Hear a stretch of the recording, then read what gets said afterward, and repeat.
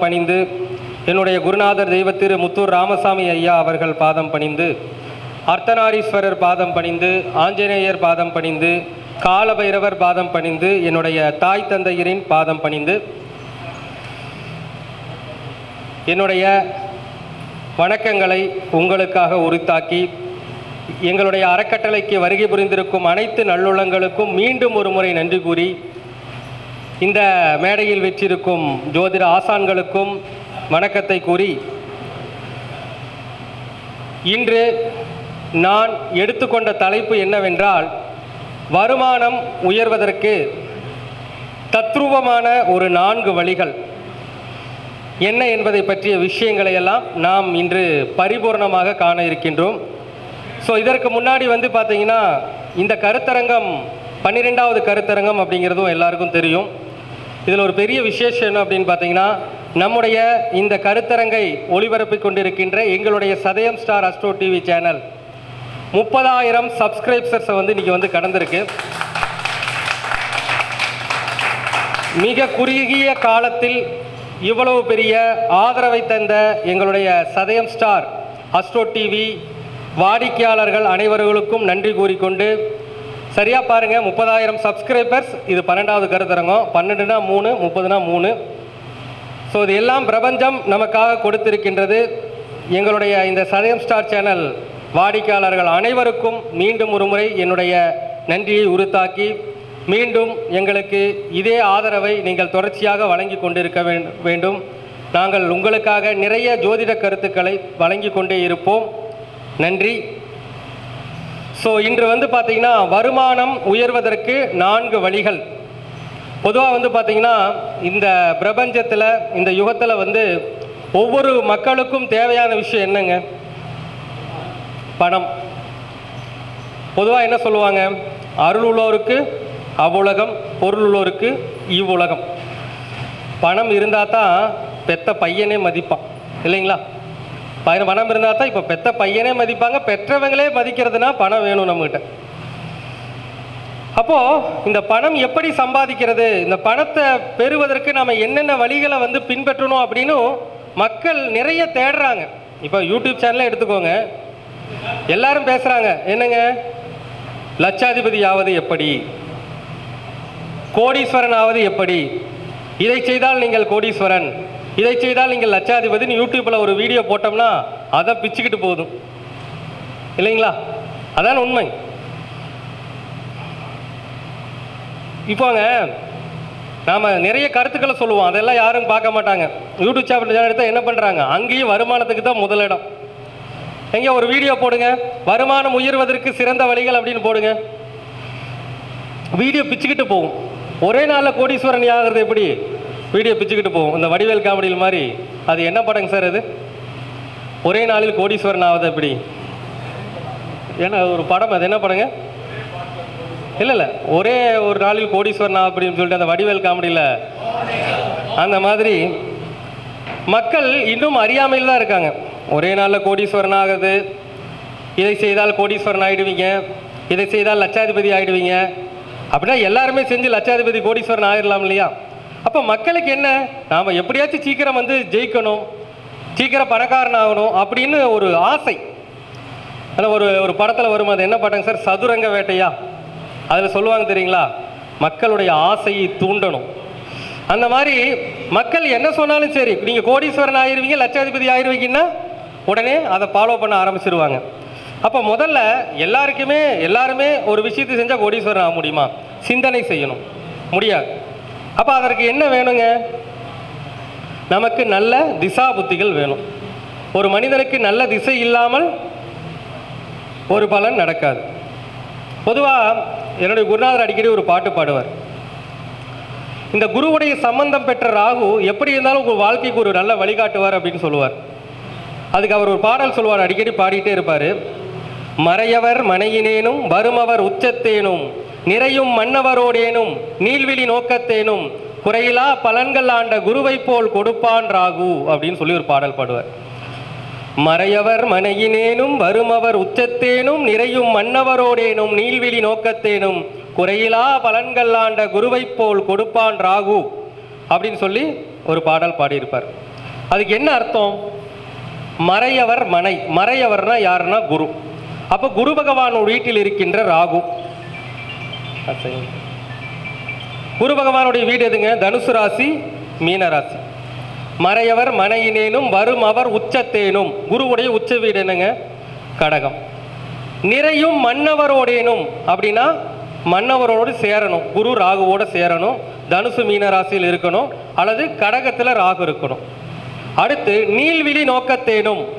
குரு ராகுவை பார்க்க வேண்டும். இப்படியெல்லாம் இருந்தால் குறையிலா மன்னன் போல் வாழக்கூடிய ஒரு ராஜயோகத்தை ராகு பகவான் தருவார் அப்படின்னு ஒரு பாடல் பாடிடுவார். உதாரணத்துக்கு என்னுடைய ஜாதகத்தில் மீன ராசியில் தான் ராகு. நான் சொல்லணும் இல்லைங்களா? ராகு திசை 18 வருஷத்துலைங்க 15 வருஷம் பிழிஞ்சு எடுத்துருச்சு. ஒன்றுமே கிடையாது, எல்லாம் ஜீரோ. நான் அடிக்கடி குருநாதரை ஒரு 3 வருஷத்துக்கு ஒருக்க போய் பார்ப்பேன். என்னங்க சார் இதே பாட்டை பாடுறீங்கய்யா, இதே பாட்டை பாடிட்டு இருக்கிறீங்க, எனக்கு ஒன்றுமே நடக்கலைங்க, எல்லாம் லாஸ் ஆயிடுச்சு, இப்படி இருக்குது அப்படின்னு சொல்லி சொன்னேன். அப்பவும் அவருடைய வார்த்தை, இந்த பாடல் உனக்கு பொருந்தும், கவலைப்படாத, கண்டிப்பாக பொருந்தும் அப்படின்னு சொல்லிட்டு அவர் இறந்துட்டார். வேற விஷயம். சரி, என்னதான் பண்ணுதுன்னு பார்ப்போம். அப்படின்னா சாதாரணமாக ஒரு 15 வருஷமாக அப்படியே கேரளா அங்கே இங்கெல்லாம் சுற்றி உள்ளூர்லாம் ஜாதகம் பார்த்து எல்லாம் பண்ணிக்கிட்டு இருந்தாங்க. 15 வருஷம் முடிஞ்சதுங்க. 16வது வருஷம் தமிழ்நாட்டினுடைய தலைநகரம் சென்னைக்கு என்னை அனுப்பி வைத்தார் ராகு. அந்த ராகு 3 வருடத்தில் எனக்கு தேவையான அத்துணை வசதிகளையும் செய்துவிட்டுத்தான் சென்றார். என்ன பண்ணாருங்க? எனக்கு தேவையான அத்துணை வசதியும் கொடுத்துட்டு தான் போனாருங்க. அப்போ இதுலேருந்து என்ன தெரியுதுங்க? குருவுடைய வாக்கு பொய்க்காது. அப்போ குரு சொன்ன வார்த்தையில் அர்த்தம் இருக்குது. அப்போ நம்ம இதை வந்துங்க நமக்கு நடந்திருக்குது, மற்றவங்களுக்கு நடந்திருக்குதான்னு பார்க்கணும் இல்லைங்களா? அப்போ நிறைய பேருக்கு வந்து பார்த்தீங்கன்னா, சில பேருக்கு ராகு செய்கிறது இல்லை. குரு வீட்டில் இருந்தாலும், குருவுடைய சேர்க்கை இருந்தாலும், கடகராசியில் இருந்தாலும், குரு பார்வையில் இருந்தாலும் சில பேருக்கு ராகு செய்கிறது இல்லை. ஆனால் இந்த ராகு முடிய போகிற ஒரு நேரம் இருக்குது பார்த்தீங்களா? அந்த நேரத்தில் அடுத்த குரு திசைக்கான ஒரு பலமான அடித்தளத்தை போட்டுட்டு தான் போவார். ராகு குரு வீட்டில் ராகு, குருவோட சேர்ந்த ராகு, குரு பார்வை பெற்ற ராகு, கடகராசியில் இருக்கின்ற ராகு அவருடைய திசையில் கொடுக்கவில்லை என்றாலும் அந்த திசை முடிவில் அந்த குரு திசைக்கு தேவையான, குரு திசையில் ஒரு அடித்தளம் ஒன்று இருக்குது இல்லைங்களா, அதையாச்சும் கொடுத்துட்டு தான் போவார். நீங்கள் யார் வேணாலும் செக் பண்ணிக்கோங்க. யாருக்கு வீட்லையெல்லாம் இப்போ நம்ம இங்கே வந்திருக்கீங்களே செக் பண்ணுவோம். யார் வீட்லையெல்லாம் வந்து யாருக்கெல்லாம் குரு வந்து தனுசு மீனத்தில் இருக்கு? யாருக்காச்சும் தனுசு மீனத்தில் குரு இருக்குங்களா? இல்லை. கடகத்தில் குரு இருக்கா? உங்களுக்கு ராகு திசை வந்துச்சா? ஐயாவுக்கு நடந்துட்டு இருக்கு. ஓகே, அப்போ ஐயாவே ஒரு உதாரணம். கடகராசியில் ராகு இருக்கார். அப்போ எத்தனை வருஷங்க ஐயா முடிஞ்சிருக்கு? 9 வருஷம் முடிஞ்சிருக்கு. அதாவதுங்க பொதுவாக ஒரு பழமொழி சொல்லுவாங்க, என்னன்னா ராகு சனி பிருகு, பாம்பிரண்டும் பிருகு சனிக்கு எப்போ பலன்? சனியோடு பாம்பிரண்டும் பிருகுவிற்கு எப்போ பலன்? பிற்கூரில் தான் பலன். அப்போ சனி திசையோ ராகு திசையோ அல்லது சுக்கிர திசையோ நடக்குதுன்னா அவங்களுக்கு பிற்பகுதியில் தான் பலன் கிடைக்கும். அப்போ உங்களுக்கு முற்ககுதி போராட்டமாக இருந்தாலும் இந்த ராகு திசை முடிவுறும் தருவாயில் உங்களுக்கு ஒரு நிரந்தரமான வாழ்க்கையை கொடுத்துட்டு தான் போவார். சரிங்களா? வந்து சொல்லுங்க. இன்னும் 9 வருஷம் இருக்குது. நீங்கள் எந்த சார்ஜெல்லாம் செக் பண்ணி பாருங்க, இது கண்டிப்பாக நடக்கும். அந்த மாதிரி நிறைய சூட்சமங்கள் வந்து நமக்கு ஜோதிடத்தில் இருக்கு. சரி, நாம் இப்போ வந்துங்க நேரடியாக விஷயத்துக்கு வருவோம். வருமானம். இப்போது ஜோதிட சாஸ்திரத்தில் 2ஆம் பாவகம் வருமானம், 11ஆம் இடங்கிறது லாபம். அப்போது 11ஆம் இடம் லாபம்னு லாபத்தை மட்டும் இயக்குனா 2ஆம் இடம்னு வந்தால் தானே காசை கொண்டு போய் சேமிக்க முடியும். 2ஆம் இடம் தான் வர்றது, அதை கொண்டு போய் சேமிக்கிறது எத்தனாம் இடம்? 11ஆம் இடம். அப்போ முதல்ல 2ஆம் இடம் வரணும். வரவு வந்தால் தான் 11ஆம் இடத்தை நாம் வந்து அந்த சேமிப்பு அந்த லாபத்தை ஈட்ட முடியும். அப்போ முதல்ல 2ஆம் இடத்தை வருமானத்தை ஈட்டுவதற்கு என்ன வழிமுறைகள்? சிம்பிள் தான், 4 விதி, 4 விதிகள். முதல்ல உங்களுடைய ஜாதகத்தில் எல்லார் ஜாதகத்தையும் எடுத்து பார்த்துக்குங்க. உங்கள் ஜாதகத்தில் முதல்ல 2ஆம் பாவத்தில் எந்த கிரகம் இருக்குன்னு ஃபஸ்ட்டு பாருங்க. ஜோதிட சாஸ்திரத்தில் என்ன சொல்கிறாங்க? பாவகாதிபதியை விட பாவக அதிபதியை விட பாவகத்தில் இருக்கின்ற கிரகங்களுக்குத்தான் முதலில் வலிமை அதிகம் இல்லைங்களா? அப்ப முதல்ல உங்களுடைய ஜாதகத்துல 2ஆம் பாவகத்துல எந்த கிரகம் இருக்கின்றதோ அந்த கிரகம் எந்த பாவகத்திற்கு உண்டானவரோ அதை நீங்க கரெக்டா எடுத்து அந்த பாவகத்திற்கு உண்டான அந்த அந்த 2ஆம் இடத்தில் இருக்க கிரகம் இருக்கு இல்லைங்களா, அந்த கிரகம் எந்த பாவகத்திற்கு உண்டானவரோ அந்த பாவகத்தினுடைய வேலைகளை செய்தாலும், அந்த 2ஆம் இடத்தில் அந்த கிரகம் பலமுடன் இருந்தால் அந்த கிரகத்தினுடைய அதிதேவதையை வழிபட்டாலும், 2ஆம் இடம்னா சாப்பிட்ற சாப்பாடு, அந்த கிரகத்தினுடைய உணவை எடுத்துக்கொண்டாலும், அந்த கிரகத்தினுடைய அதிதேவதைகளை எப்பொழுதும் உச்சரித்து கொண்டே இருந்தாலும், 2ஆம் இடம் எனக்கு பேசுகிற இடம், இதையெல்லாம் செய்தால் வருமானம் வருமா வராதுங்களா? ஆனால் எல்லாருக்குமே அந்த கிரகத்தை இயக்கணுங்கிற விதி கிடையாது. இப்போ நான் ஒரு உதாரணம் சொல்கிறேங்க. ஒரு ஜாதகர் ரிஷப லக்னம், 2ஆம் இடத்துல குரு. அப்போது இப்போ குருவை இயக்கலாமா வேண்டாமா? இப்போ குருன்னு சொல்லிட்டோம். ரிஷப லக்னத்துக்கு 2ஆம் இடத்துல குருவை இயக்கலாமா வேண்டாமா? வருமானம் வரணும், குருவை இயக்கலாமா வேண்டாமா?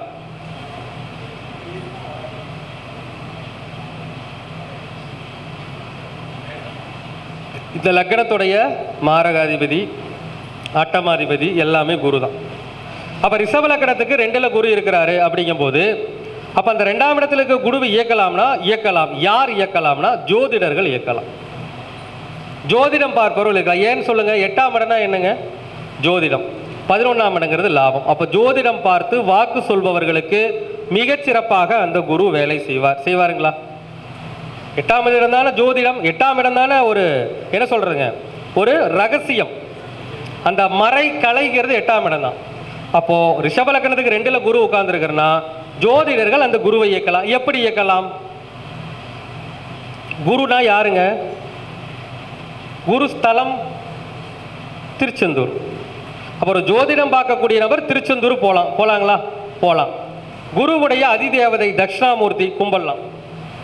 குருவுடைய அதிதேவதை இன்னொன்னா சாய்பாபாவை கும்பிடலாம்.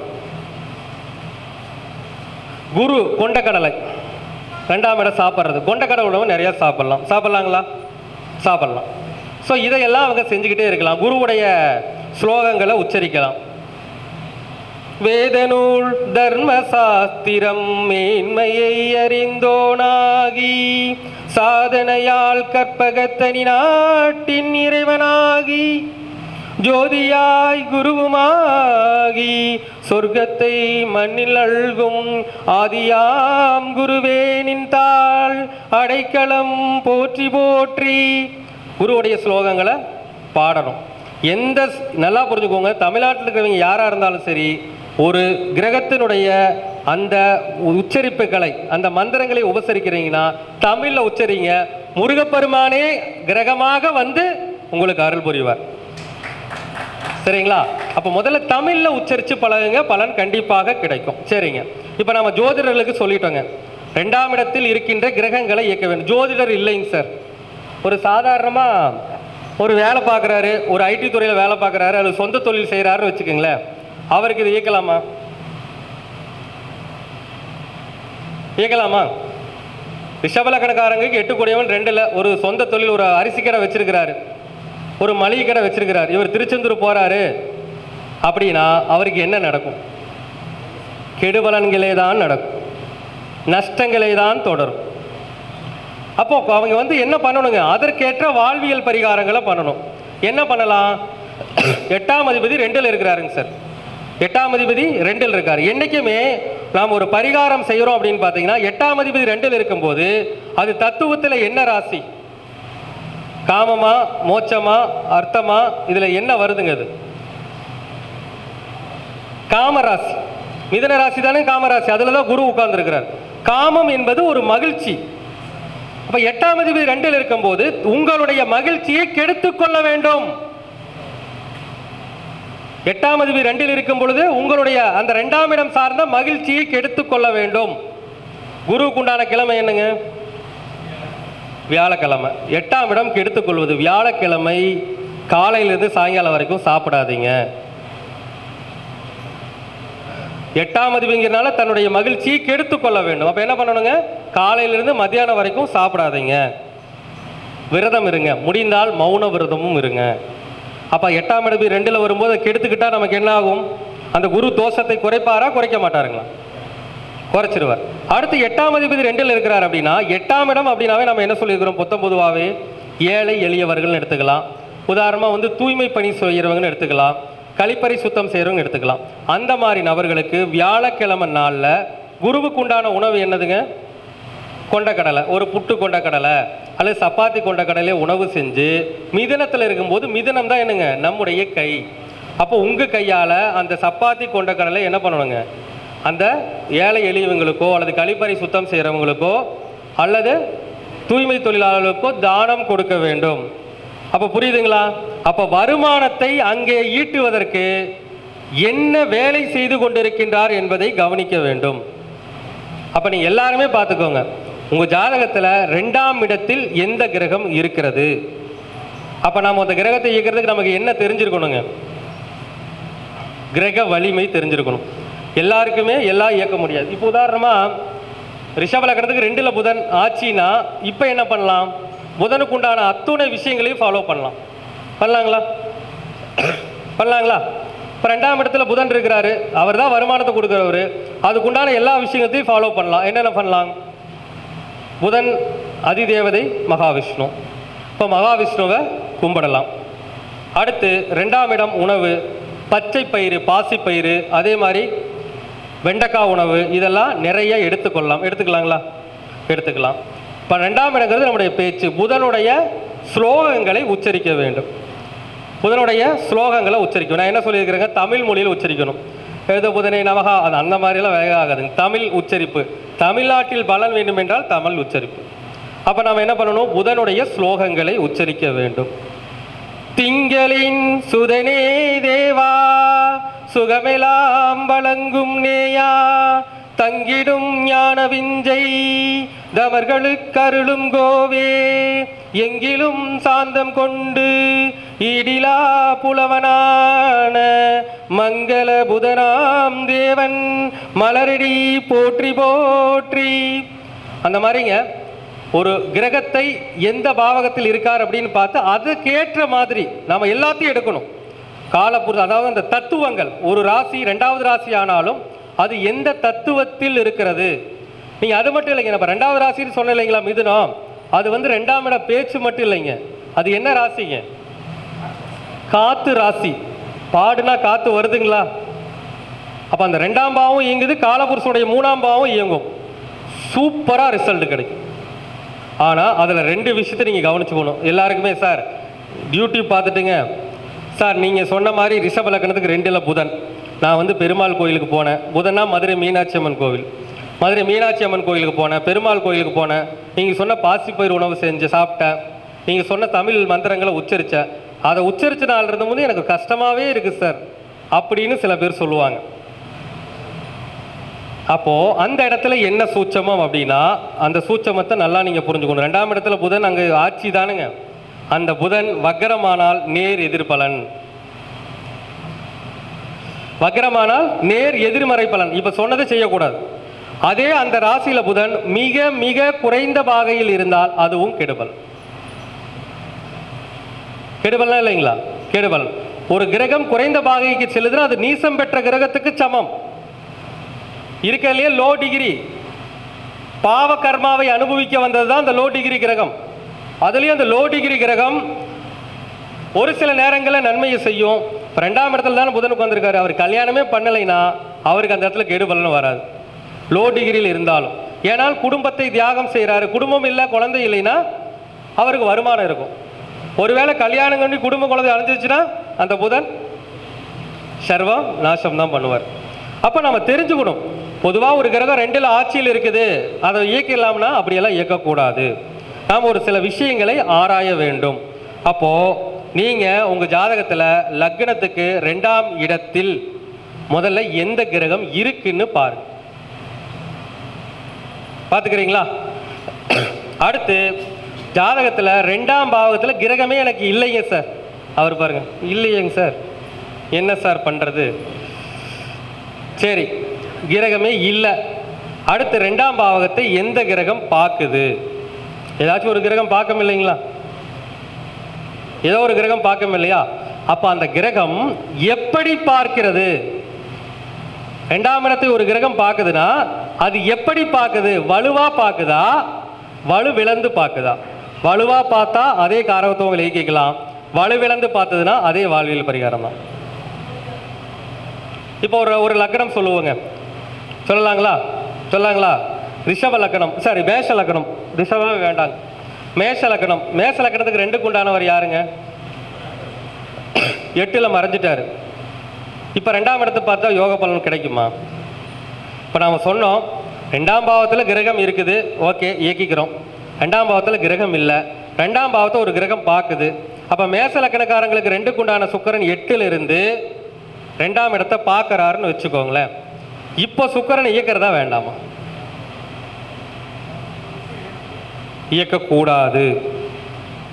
2ஆம் அதிபதி 8ல் இருந்து 2ஆம் இடத்தை பார்க்கும்போது என்ன பண்ண முடியாதுங்க? 8ஆம் இடத்துல சுக்கிரனுக்கு முழு மறைவு. 3-8ங்கிறது சுக்கிரனுக்கு முழு மறைவு. அப்போ 8ஆம் இடத்துல இருக்கிறது சுக்கிரன் 2ஆம் இடத்தை பார்க்குறேன்னு நீ 8 சுக்கிரன் இயக்கினீங்கன்னா 2ஆம் பாவம் 7ஆம் பாவம் அடி வாங்குமா வாங்காதுங்களா? அடி வாங்கிடும். அப்போ இந்த இடத்துல என்ன பண்ணுறது அப்படின்னா சிம்பிள். இப்போ 2ஆம் அதிபதியும் 7ஆம் அதிபதி 8ல் இருந்து 2ஆம் இடத்தை பார்க்குறார். 8ஆம் இடத்தில் இருந்து 2ஆம் இடத்தை பார்க்கிறார். 8ஆம் இடம் என்பது மோட்ச ராசி. மேஷ லக்னத்துக்கு 8ஆம் இடம் என்னங்க? மோட்சத்தை கொடுக்கக்கூடிய ராசி. அப்போ ஒரு ஜாதகத்தில் மோட்ச ராசியில் ஒரு கிரகம் கெட்டு போய் திசை நடத்துது அப்படின்னா அவர்கள் முதலில் செய்ய வேண்டியது தியாகம். இப்போ 2ஆம் இடத்தை தானே பார்க்குறாருங்க, 8ஆம் இடத்துல இருந்து 2ஆம் இடத்தை தானே பார்க்குறாரு. அப்போ அவர் என்ன தியாகம் பண்ணணும்? 2ஆம் இடத்தை தியாகம் செய்ய வேண்டும். என்னங்க சார் பண்ணலாம்? முதல்ல அந்த ஜாதகர் தன் குடும்பத்தை விட்டு வெளி நாடுகள் அல்லது வெளி மாநிலங்களில் இருந்து பணிபுரிந்தால் பணம் சம்பாதிக்கலாம். ஏன்னா மேஷ லக்னத்துக்கு 2ஆம் அதிபதியே 7ஆம் அதிபதியாகவும் வருவார் இல்லைங்களா? அப்போ 2ஆம் இடம் குடும்பம், 7ஆம் இடம் மனைவி. அப்போ மனைவி குடும்பம் குழந்தைகள்லாம் விட்டுட்டு அந்த ஜாதகர் வெளிநாடு போயிடணும். இல்லைன்னா ஒரு தூர தேசம் வெளி மாநிலங்கள் போயிட்டோம்னா என்ன ஆகும்? தியாகம் பண்ணிடுறாரு இல்லையா? 8ஆம் இடத்துல மறைஞ்சா தியாகம் பண்ணிட்டார். அது வந்து இது விருச்சிக ராசி என்னங்க? தியாகம். 3 ராசி தியாகம். கடகம் தியாகம், விருச்சிகம் தியாகம், மீனம் தியாகம். அப்போ இந்த 3 ராசியில் ஒரு கிரகம் கெட்டு போய் திசை நடத்துது, கெட்டு போய் ஒரு கிரகம் இருக்குதுனாவே அந்த காரகத்துவத்தை தியாகம் செய்தால்தான் அவருக்கு வருமானம் உயர்வாகும். ஆகுங்களா? சரி, அடுத்து என்ன பண்ணலாம்? 8ஆம் இடத்துல இருந்தால் 2ஆம் இடத்தை பார்க்குறாரு, அவரே 2ஆம் அதிபதி. இதே தான் வெள்ளிக்கிழமை அன்னைக்கு விரதம், காலையில் 6 மணிலேருந்து சாயங்காலம் 6 மணி வரைக்கும் விரதம், முடிந்தால் மௌன விரதம். இதை செய்யணும். குடும்பத்தொட்டு பிரிஞ்சு போயிருக்கணும். 2வது 8ஆம் இடத்திலிருந்து 2ஆம் இடத்தை பார்ப்பதால் 8ஆம் இடம் என்பது விருச்சிகம் என்பது கழிப்பறை. விருச்சிகம்னா என்னங்க? கழிப்பறை. அப்போ விருச்சிகம் கழிப்பறைங்கும் போது அங்கே கழிப்பறை சுத்தம் செய்பவர்கள் அவர்களுக்கு 2ஆம் இடத்தை பார்க்கறதுனால ஸ்வீட் கொடுக்கலாம். கொடுக்கலாங்களா? ஸ்வீட் கொடுக்கலாம். கூடவே சுக்கரனா வந்து ட்ரெஸ்ஸு. 2ஆம் இடத்தை பார்த்தாலும் அது என்ன ராசினா என்ன திரிகோணம்? அர்த்த திரிகோணம் இல்லையா? பொருள் ராசி.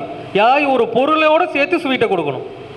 அப்போ என்ன கொடுக்கலாம்? சுக்கிரனா புத்தாடை, ஒரு புது ட்ரெஸ் வாங்கி, ஒரு ஸ்வீட் பாக்ஸ் வாங்கி அந்த கழிப்பறை சுத்தம் செய்கிறவங்களுக்கு கூடவே 2ஆம் இடங்கிறது பணம், வருமானம். கூடவே ஒரு 90 ரூபா பணம். அப்போ ஒரு ஸ்வீட் பாக்ஸு, ஒரு புத்தாடை, ஒரு 90 ரூபா பணத்தை அந்த கழிப்பறை சுத்தம் செய்வங்களுக்கு கொடுத்தாங்கன்னா வருமானம் வருமா வராதா? சொல்லுங்க. இதுக்கு மேலையெல்லாம் காரகத்துவத்தை ஆராய்ச்சி பண்ணி சொல்ல முடியாதுங்க. அப்போ நாம் வந்து முதல்ல 2ஆம் பாவகத்தில் என்ன கிரகம் இருக்குது, எந்த கிரகம் பார்க்குது, இது வந்து முதல் ரூல்ஸ். அந்த கிரகம் எப்படி பார்க்குது, எந்த சூழ்நிலைன்னு பார்க்கணும். ஒரு சில பேருக்கு வந்து பார்த்தீங்கன்னா 2ஆம் அதிபதி 8ல், 2ஆம் அதிபதி 8ல், சுக்கரன்னா ஸ்ரீரங்கம் போயிட்டு வருவாங்க, மனைவி மக்களோட சந்தோஷமாக இருப்பாங்க, குடும்பத்தோட சூப்பராக இருப்பாங்க, சூப்பரான வாழ்க்கை இருக்கும். இது என்னடா அது சார் சொன்னதுக்கு நேர் எதிர்மாறாக இருக்குது, இதில் என்ன சூட்சமாக ஒளிஞ்சிருக்குது அப்படின்னு நல்லா உள்ளோட்டமாக கவனிச்சிங்களா? ஒன்றும் கிடையாது. அந்த ஜாதகத்தில் சுக்கிரன் அவயோகியாக இருப்பார். ஏன்னா எப்படி இருப்பாருங்க? சுக்கிரன் அவயோகியாக இருப்பார். அப்போ ஜோதிட சாஸ்திரத்தில் சுக்கிரன், அதாவது அவயோகி கெட்டுவிட வேண்டும் என்பதுதான் ரூல்ஸ். அப்போ அவயோகி கெட்டிருந்து அந்த பாவகத்தை பார்க்கின்ற பொழுது அந்த பாவகத்தின் மூலமாக நடக்கின்ற நல்ல விஷயங்கள் எல்லாம் அவருக்கு நடந்துரும். இப்ப சொல்லுங்க, 8ஆம் இடத்துல மறைஞ்சிட்டான்னு சொல்ல முடியுமா? அப்ப ஜாதகத்துல பிறந்த திதி என்ன, நட்சத்திரம் என்ன, யோகம் என்ன, கரணம் என்ன, இதெல்லாம் ஆய்வு பண்ணணுமா வேண்டாங்களா? எடுத்தாங்க போக்கில் வந்து சொல்லிட முடியுமா? அதே மாதிரி பாருங்க, அந்த ராசியில சுக்கிரன் 8ல் இருக்கிறார், அனுச 2ல் இருந்தாருன்னா, அனுச 2ல் இருந்தாருன்னா நவாம்சத்துல புஷ்கர நவாம்ச நிலை. அப்ப அவங்களுக்கும் இந்த மாதிரி தோஷம் வராது. அவங்களுக்கு நற்பலன்கள், அந்த பாவகத்தினுடைய நல்ல விஷயங்களை இயக்குவதன் மூலமாக ஏற்படுகின்ற நற்பலன் கிடைக்கும். கிடைக்குமா? அப்ப முதல்ல அப்ப இன்னொரு ரூல்ஸ் சொல்லிடுறேங்க. என்னைக்குமே இப்ப நம்ம 2ஆம் இடம் சொல்லிட்டோம், ரிஷப லக்னத்துக்கு 2ல் புதன் ஆட்சி, எந்த வக்ரம் இல்லை, லோ டிகிரியும் இல்லை. அவர் பெருமாளை கும்பிட சொல்லுவோம், ஆனா ஒரு திசையில செய்யக்கூடாது, செவ்வாய் திசையில மட்டும் அதை செய்யக்கூடாது. ஏன்னா செவ்வாய்க்கு திசைக்கு வேதகனாக வேலை செய்பவர் புதன். சரிங்களா? அப்போ நம்ம ஜோதிடத்தினுடைய படிநிலைகளை ஆய்வு செய்ய வேண்டும். எடுத்தோடனே நம்ம வந்து இவங்களுக்கு இதை செய்யுங்க வருமானம் வரும்னு சொல்ல முடியாது. நீங்க செஞ்சு பாருங்க சார். அப்ப அதுக்காக வந்து சார் சொன்னாரு நான் 1 மாசம் தொடர்ச்சியா செஞ்ச நடக்கலாம் சொல்லக்கூடாது. எந்த ஒரு பரிகாரங்கள் உங்களுக்கு வேலை செய்ய வேண்டும் என்றால் நான் பல இடத்துல சொல்லியிருக்கிறேன். சூரியன் 12 ராசிகளையும் கடக்க வேண்டும். அது வரைக்கும் அந்த பரிகாரங்களை இங்க செஞ்சுக்கிட்டே தான் இருக்கணும். சூரியன் யாருங்க? ஆத்மகாரகன், பிதுர்காரகன். அப்ப நம்முடைய முன்னோர்கள் செய்த அந்த பாவ புண்ணியங்களை எந்த ராசிக்குள்ள கிடக்குது நமக்கு தெரியாது. தெரியுமா? 12 ராசியில எந்த இடத்துல புண்ணியத்தை சேமிச்சு வச்சிருக்காங்கன்னு தெரியாது. பொதுவா சொல்லலாம், ரிஷபத்துல புண்ணியம், விருச்சிகத்துல பாவம். ஆனா பொதுவா உங்க 12 ராசிக்குள்ள எங்க புண்ணியம் பாவம் இருக்கு நமக்கு தெரியாது. அப்ப அந்த சூரியன், அந்த ஆத்மகாரகன் 12 ராசிகளையும் கடந்து வருவதற்கு 365 நாட்கள் எடுத்துக்கொள்வார். அப்ப நம்ம இந்த ஒரு வருமானத்தை பத்தி சொல்லிட்டோம்.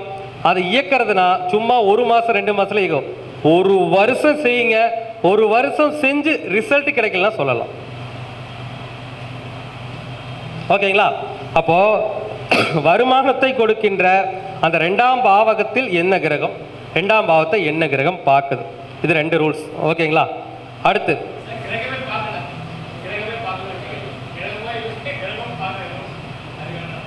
அடுத்து வர்றேன். அப்புறம் அதுக்கு தான் அடுத்து வர்றேங்க.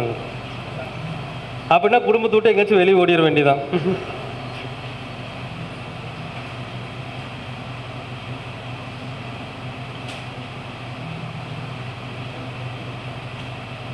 சரிங்க. சித்திரவயல் வேற பல பட்டை கலப்புது. சரி, அடுத்த மாதம் நம்ம ஏசி கால் தான், ஒன்றும் பிரச்சனை இல்லை. இந்த வருஷம் இந்த மாதம் ஏசி கால் கிடைக்கும், இல்லைன்னா புக் பண்ணியிருப்போம். சரி, ஓகே. அடுத்துங்க, இப்போ வருமானத்துக்கு உண்டான பாவகத்தை பார்த்தோம். அதில் என்ன கிரகம் இருக்குது, அது எந்த கிரகம் பார்க்குதுன்னு பார்த்து முடிவு பண்ணிக்கலாம். அடுத்துங்க, வருமானத்தை கொடுக்குற கிரகம் யாரு? 2ஆம் அதிபதி தானே. 2ஆம் அதிபதி தானே வருமானத்தை கொடுக்கிறவர். அவர் எங்கே இருக்கிறார்? அதான், வேற ஒன்றும் கிடையாது. ஒரு ஜாதகத்தில் 2ஆம் பாவக அதிபதி எந்த பாவகத்தில் இருக்கின்றாரோ அந்த பாவகத்தை தொட்டால் வருமானம் வரும். தொட்டாதான் ஆகும், தொடாமையே இருந்தால் வருமா? வேண்டாம் சார். ஒரு ஜாதகத்தில் ஒரு லக்கணம் எடுத்துக்கோங்க, ஏதாவது ஒரு லக்கணம். உதாரணமாக கும்ப லக்கணம். 2ஆம் அதிபதி யாருங்க? 2ஆம் அதிபதி யாருங்க? குரு. அவர் 7ல் இருக்கிறாருன்னு வச்சுக்கோங்க. அப்போ 2ஆம் அதிபதி 7ல் இருக்கிறார். அப்போ அந்த 2ஆம் அதிபதி 7ல் இருக்கிறார்னா அந்த 7ஆம் பாவத்தை தொட்டா தானே வருமானம் வரும். தொடாமையே எப்படி சார் வருமானம் வரும்? 2ஆம் அதிபதி 7ல் இருக்கார், கல்யாணமே பண்ணலை. 2ஆம் அதிபதி 7ல் இருக்காரு, கல்யாணமே பண்ணலை, எப்படி வருமானம் வரும்? நீங்களே ஒரு ரூல்ஸ் சொல்லுங்க. 2ஆம் அதிபதி 7ல் இருக்காரு, கல்யாணமே பண்ணலை, திருமணமே பண்ணல, தாம்பத்திய உறவையே அனுபவிக்கல, எப்படி வருமானம் வரும்? வராது இல்லையா? அப்போ இதுல சூட்சமங்கள் ஒன்று இருக்குதுங்க. ஒரு ஜாதகத்தில் 2ஆம் அதிபதி 7ல் இருந்து, எந்த ஜாதகம் எந்த லக்னமெல்லாம் எடுத்துக்கோங்க, 2ஆம் அதிபதி எந்த பாவகத்தில் இருக்கிறாரோ அந்த பாவகாதிபதியும் வலுப்பெற்று விட்டால் அந்த பாவகத்தை இயக்கினால் 100% வெற்றி உண்டு. சரிங்களா? இப்போ 2ஆம் அதிபதி கும்பலக்கணம் சொன்ன 2க்கு உண்டானவர் யாருங்க? குரு. 7ல் இருக்கிறாருன்னு வச்சுக்கோங்க. அந்த குரு 7ல் இருக்கிறாரு. அந்த குரு 7ல் இருக்கிறாரு. அந்த வீட்டதிபதி யாருங்க? சூரியன். சூரியன் ஒரு வேளை ஏதாவது ஒரு பாவம் வச்சுக்கோங்களேன், ஏதாவது ஒரு இடத்துல, உதாரணமாக லக்னத்துக்கு ஒரு 11ஆம் இடத்துல இருக்கிறாருன்னு வச்சுக்கோங்க. சரி, 7லேயே ஆட்சி நிலையாக இருக்குன்னு வச்சுக்கோங்க. 7லேயோ அல்லது 4லேயோ ஒரு 4ஆம் இடத்துலையோ அல்லது 7ஆம் இடத்துலையோ ஆட்சி நிலையில் இருக்கிறாருன்னா அவருக்கு வருமானம் வரணும்னா என்ன பண்ணணும்னா 7ஆம் பாவகத்தை தொட வேண்டும், 7ஆம் பாவகத்தை இயக்க வேண்டும். அப்போ என்ன பண்ணணும்? கல்யாணம் பண்ணணும்.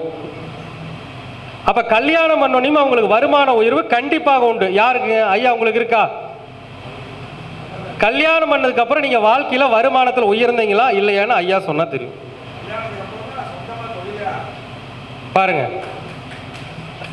ஐயா ஜாதகம் எனக்கு தெரியாது, இப்பதான் சொல்றாருங்க. அப்போ அந்த பாவகத்தை இயக்கணும். அப்போ நம்ம 2ஆம் அதிபதி 7ல் இருக்கும்போது 7ஆம் அதிபதி 8ல் மறையாம 6-8ல் மறையாம நல்லா இருந்தா அந்த 7ஆம் இடத்தை இயக்கணும்னு பலன் கிடைக்கும். அப்போ திருமணம் நடந்ததுக்கு அப்புறம் தான் ஒன்று நடக்கும்னா இன்னொன்று இருக்குது. இது சூட்சமம். நிறைய பேர் கேட்பாங்க, சார் நான் 2வது குழந்தை பெற்றுக்கலாமா, நான் 2வது குழந்தை பெற்றுக்கலாமான்னு கேட்பாங்க. 7ஆம் இடங்கிறது எத்தனாவது குழந்தை ஒரு ஆணுக்கு? 2வது குழந்தை. ஃபர்ஸ்ட் குழந்தை 5ஆம் பாவம், 5க்கு 3 7. அப்போ அவங்க 2வது குழந்தை பெற்றுக்கணும்னா கண்டிப்பா பெற்றுக்கணும்னு சொல்லணும். அப்போ 7ஆம் இடம் திருமணம் நடந்ததுக்கு அப்புறமும் வருமான ரீதியான உயர்வுகள் கிடைக்கும். 2வது குழந்தை பிறந்ததுக்கு அப்புறம் வருமான ரீதியான உயர்வுகள் கிடையாது. உங்களுக்கு எத்தனை குழந்தைங்க? 3. 2வது குழந்தை பிறந்ததுக்கு அப்புறம் வாழ்க்கையில் ஏற்றம் இருந்துச்சாங்க? ஐயா எங்களுக்காக சொல்ல, நீங்களே சொல்லுங்க. கண்டிப்பா இருக்குது. பாருங்க, கிளப் பண்ணுங்க. அவங்க சொல்லிட்டாங்க இல்லையா? நான் பொய் சொல்லலை, இது பொய்யெல்லாம் சொல்லலை, இருக்கிற ஜாதகத்தை நான் சொல்லிட்டு இருக்கிறேன் உங்களுக்கு, அவ்வளோதான். அப்போ முதல்ல உங்களுடைய ஜாதகத்தில் எந்த ஜாதகம் வேணாலும் வச்சுக்கோங்க, ஜாதகத்தில் எந்த ஜாதகமாக வேணாலும் இருக்கட்டும். 2ஆம் அதிபதி எந்த பாவகத்தில் இருக்கிறாரோ அந்த பாவகத்தை தொட்டால் வருமானம் உண்டு. உதாரணமாங்க ஒரு விஷயம் சொல்றேங்க. சாதாரணமாக சிம்பிளாக சென்னைக்கு போனேங்க, ஏதோ அப்படியே பொழப்பு ஓடிட்டு இருந்துச்சுங்க, ஒன்றுமே இல்லை. 2ஆம் அதிபதி என்னுடைய ஜாதகத்தில் 4ல், விருச்சிக லக்னத்துக்கு 4. 4ஆம் இடம்னா என்னங்க? வண்டி வாகனம். குரு கொஞ்சம் பெரிய, குருனாவே பெருசு, ஒரு பெரிய ஹை மாடல் ஒரு கார் எடுத்த அன்னைக்கிலிருந்து இன்னைக்கு யூடியூப்ல இந்த அளவுக்கு பெரிய லெவலில் வந்திருக்கிறேன்னா அதுக்கு அதுதான் காரணம். அத்தனை விதமான சகல சம்பத்துக்களும் அந்த 2ஆம் அதிபதி 4ல் இருக்கும்போது அந்த வண்டி வாகனம் வாங்கியவுடன் தான் எனக்கு கிடைத்தது. 4ஆம் அதிபதியும் இத்தனைக்கும் ஆட்சி வேற. அப்ப நம்ம தெரிஞ்சுக்கணும், ஒரு ஜாதகத்தில் 2ஆம் அதிபதியானவர் எந்த பாவகத்தில் இருக்கின்றார், அந்த பாவகாதிபதி எப்படி இருக்கின்றார் என்று பார்த்தீங்கன்னா ரெண்டுமே வலுவா இருந்துச்சுன்னா 100% வெற்றி உங்களை சேரும். அடிச்சு சொல்லலாம். அப்ப இயக்கணும் இல்லைங்களா? அப்போ இன்னொன்னுங்க, அந்த கிரகம் இருக்குதுன்னா சும்மா சாதாரணமா இருக்கக்கூடாது, பார்க்கணும். வக்கரமாக கூடாது, லோ டிகிரிக்கு போகக்கூடாது. இப்போ நான் சொன்னேங்க, ஐயாவுக்கு 2ஆம் அதிபதி குரு 7 இருக்குன்னு சொன்னோம். ஒருவேளை குரு மூல 1ஆம் பாவத்தில் 0.1 டிகிரியில் இருக்கிறாருன்னா போச்சு, வேஸ்ட். கல்யாணம் பண்ணா ஒன்றும் நடக்காது. அதே மாதிரி 7ஆம் அதிபதி லோ டிகிரிக்கு போயிட்டார், 8ல் மதிச்சாலும் ஒன்றும் நடக்காது. அப்போ ஒரு கிரகம் பலமாக இருக்கின்றதா பலமற்று இருக்கின்றதா என்பதை தீர்மானித்து கொண்டுதான் அந்த விஷயத்தையும் அவங்களுக்கு சொல்லணும். ஓகேங்களா? உதாரணமா சார் இன்னொரு உதாரணம் சொல்றேங்க. யாராச்சும் ஒருத்தர் சொல்லுங்களேன் சார், 2ஆம் அதிபதி எல்லாருக்கும் ஒரு இடத்துல இருப்பார் இல்லைங்களா? யாரோ ஒருத்தர் சொல்லுங்க, சொல்றேன். என்ன ஐயாக்கு லக்கணத்திலேயே சுக்கிரன் இருக்கிறார், சந்திரன். என்ன லக்கணங்க ஐயா? மிதன லக்கணம். ஐயா வளர் பெரியா தேய் பெரியா? வளர் பெரிய. இப்போ ஒண்ணுமே ஈஸி. ஐயாவுக்கு 2ஆம் அதிபதி சந்திரன், 2லேயே ஆட்சி. ஐயா என்ன நட்சத்திரங்க ஐயா? ஐயா என்ன லக்கணம்?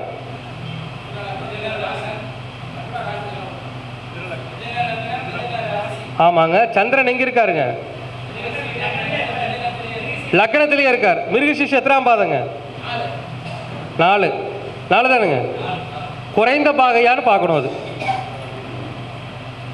ஏன்னா மிருகசீரிஷம் 4ங்கிறது கிட்டத்தட்ட 3.40 6.20 3.20 6.40 இருக்கும். அதுதான் குறைந்த பாகையா இல்லை வேற குறைந்த பாகை இருக்கா தெரியல. சரி, நீங்கள் பார்த்துக்கிட்டு சொல்லுங்கள். ஏன்னா எந்த ஒரு ரூல்ஸுமே பார்த்துக்கிட்டு தான் சொல்ல முடியும். சரியாக சொல்லலைன்னா தப்பாக போயிடும். வேற யாராச்சும் சொல்லுங்கள். டிகிரி தெரிஞ்சவங்க சொல்லுங்கள்.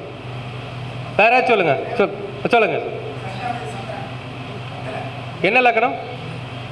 மிதுன லக்கணம், 2ஆம் அதிபதி சந்திரன் 10ல். வளர்பிரியா தேய்பிரியா? தேஞ்சு போன சந்திரன் எப்படி தேஞ்சிருக்காரு? என்ன நீங்க என்ன திதி?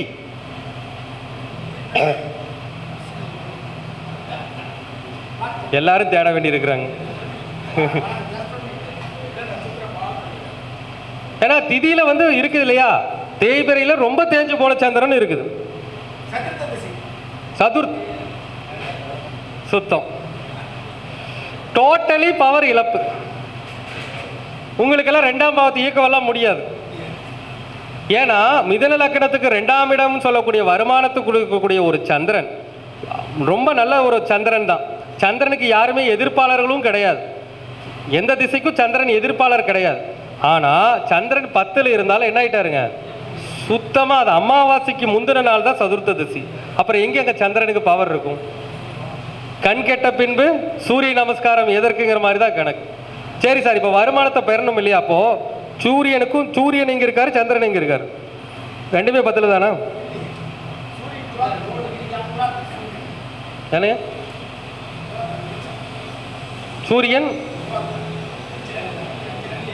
சூரியன் துலாத்தில் நீசமா? எப்படி சார்? அப்படி வராதே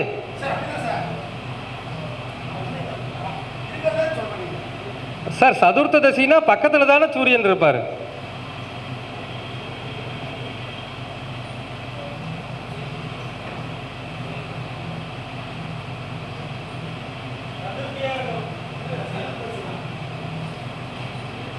சார் இது வளர்பிரி சந்திரனுங்க சார். இந்தாங்க, அதான் பலன் சொல்லும் போது வந்து நம்ம மாற்றி சொல்லவே கூடாது. ஏன்னா திதிகளையும் பார்க்கணும். சந்திரனுக்கு பவர், சந்திரனுடைய பலாபலங்களை தீர்மானிக்கும் போது சந்திரன் எப்படிப்பட்ட சந்திரன் பார்க்கணும். அப்போ என்ன சந்திரனுங்க அவர்? வளர்பிறை சந்திரன் இல்லைங்களா? சூரியனுக்கு 6ஆம் இடத்துல சந்திரன் இருக்காரு. எப்படிப்பட்ட சந்திரன்? வளர்பிறை சந்திரன். நீங்களே உங்களோட வளர்பிறையை தேய்பிறை ஆக்கிக்கிங்க போல் இருக்கு. சரி, இப்போ ஐயாவுக்கு வந்து விஷயத்துக்கு வருவோம். மிதுன லக்கணத்துக்கு 2ஆம் அதிபதி சந்திரன் 10ல் இருக்காருங்களா? 2ஆம் அதிபதி சந்திரன் 10ல் 10ஆம் பாவத்தை தொட்டால் வெற்றி உண்டுன்னு நாம் சொல்லிடுறோம். 10ஆம் அதிபதி நல்லா இருக்கணும் இல்லையா? நான் என்ன சொல்லியிருக்கிறேங்க, 2ஆம் அதிபதி 10ல் 10ஆம் அதிபதி நல்லா இருக்கும். நீங்கள் என்ன நட்சத்திரம் சொன்னீங்க? ரேவதி. ஓகே. இப்போ 2ஆம் அதிபதி 10ல் 10ஆம் இடம்னா என்னங்க? தொழில் பண்ணுறது. நாம் என்ன சொல்கிறோம்? 2ஆம் பாவக அதிபதி எந்த பாவகத்தில் இருக்கின்றாரோ அந்த பாவகத்தை இயக்க வேண்டும் சொல்லியிருக்கிறோம். அப்போ அவர் தொழில் பண்ணுனா கண்டிப்பாக ஜெயிச்சிருவார்னு ஒரு ரூல்ஸ் எடுத்துக்கலாம்.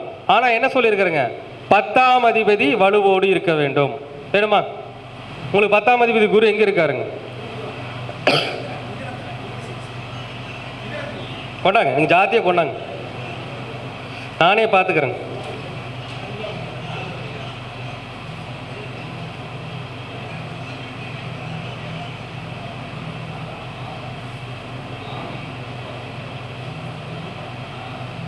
சரி, இப்போ ஐயாவுக்கு வந்து பார்த்தீங்கன்னா குரு வக்கரம் வேறு. அப்போ மிதுன லக்கணக்காரங்களுக்கு குரு வக்கரம் அடைவது நல்லதா கெட்டதா?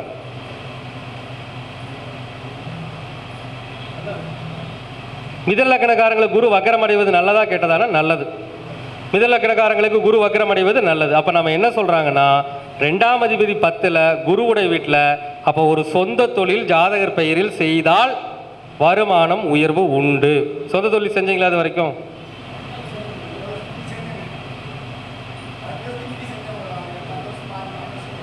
சரி, தொழில் பண்ணி என்னென்னலாம்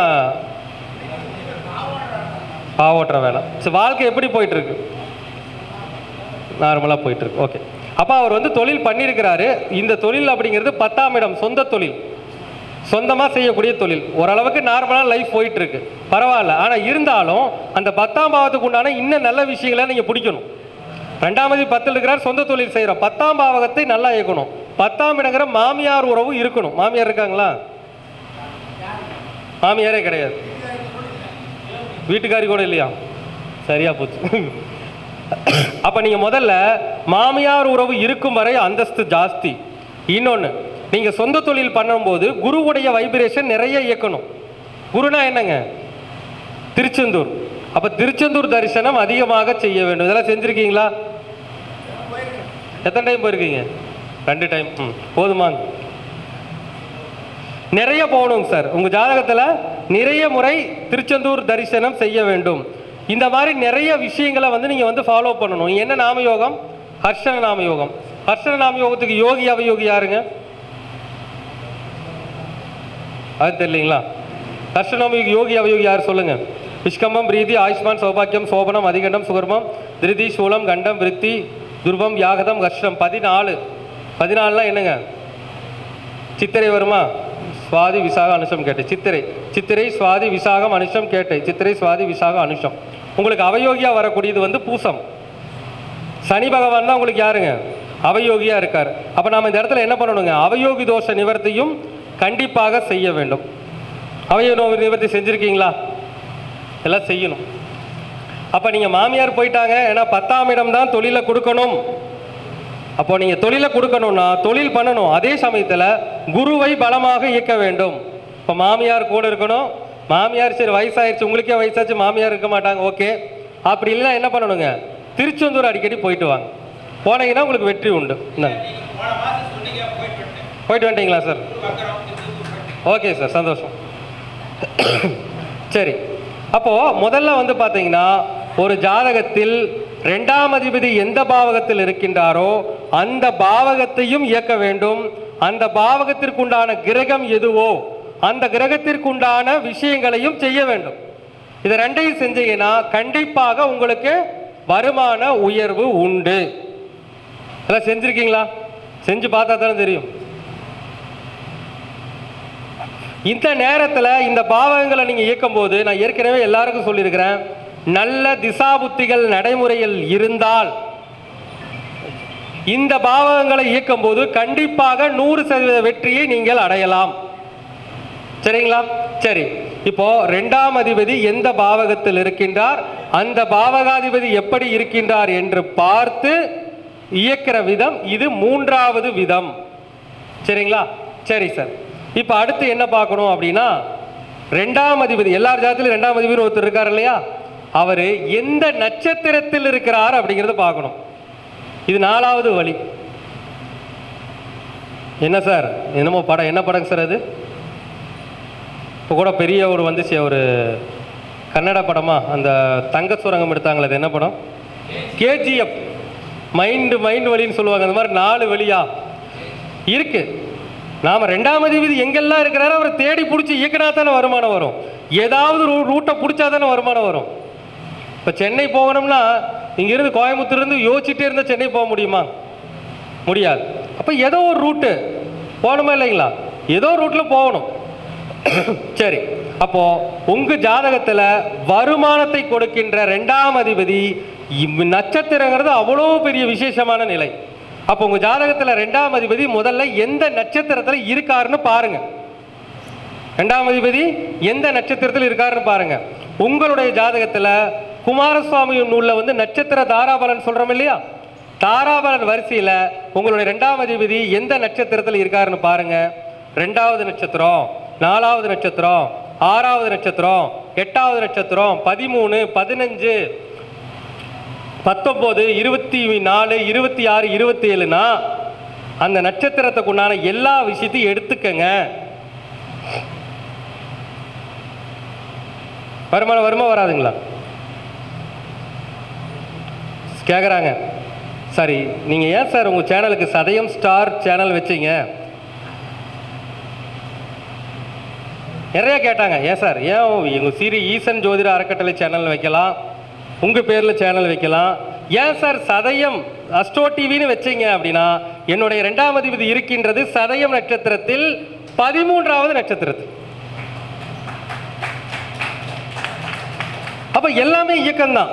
சரிங்களா? அப்போ முதல்ல வருமானத்துக்கு உண்டானது எப்படி இயக்கிறது? அப்போ 2ஆம் அதிபதி என்ன நட்சத்திரத்தில் இருக்கின்றாரோ அந்த நட்சத்திரத்தினுடைய விஷயங்கள் எல்லாம் செய்யுங்க. அதுவும் தாராபலன் நல்லா இருந்தால் செய்யுங்க. இப்போ ஒன்றும் வேண்டாங்க சார், ஒரு ஜாதகர் ஏதாவது ஒரு லக்கணம் எடுத்துக்கோங்களேன், சிம்ம லக்கணம், 2ஆம் அதிபதி யாருங்க? புதன். 2ஆம் அதிபதி புதன் லக்கணத்துக்கு 5ல் இருக்கிறார். 2ஆம் அதிபதி புதன் லக்கணத்துக்கு 5ல் இருக்கிறார் அப்படின்னு வச்சுக்கோங்க. அவர் பிறந்த நட்சத்திரம் ஏதாவது ஒரு நட்சத்திரம் வச்சுக்கோங்க. உதாரணமாக ஒரு மூல நட்சத்திரம்னு வச்சுக்கோங்க. 2ஆம் அதிபதி புதன் 5ல் இருக்கிறாரு.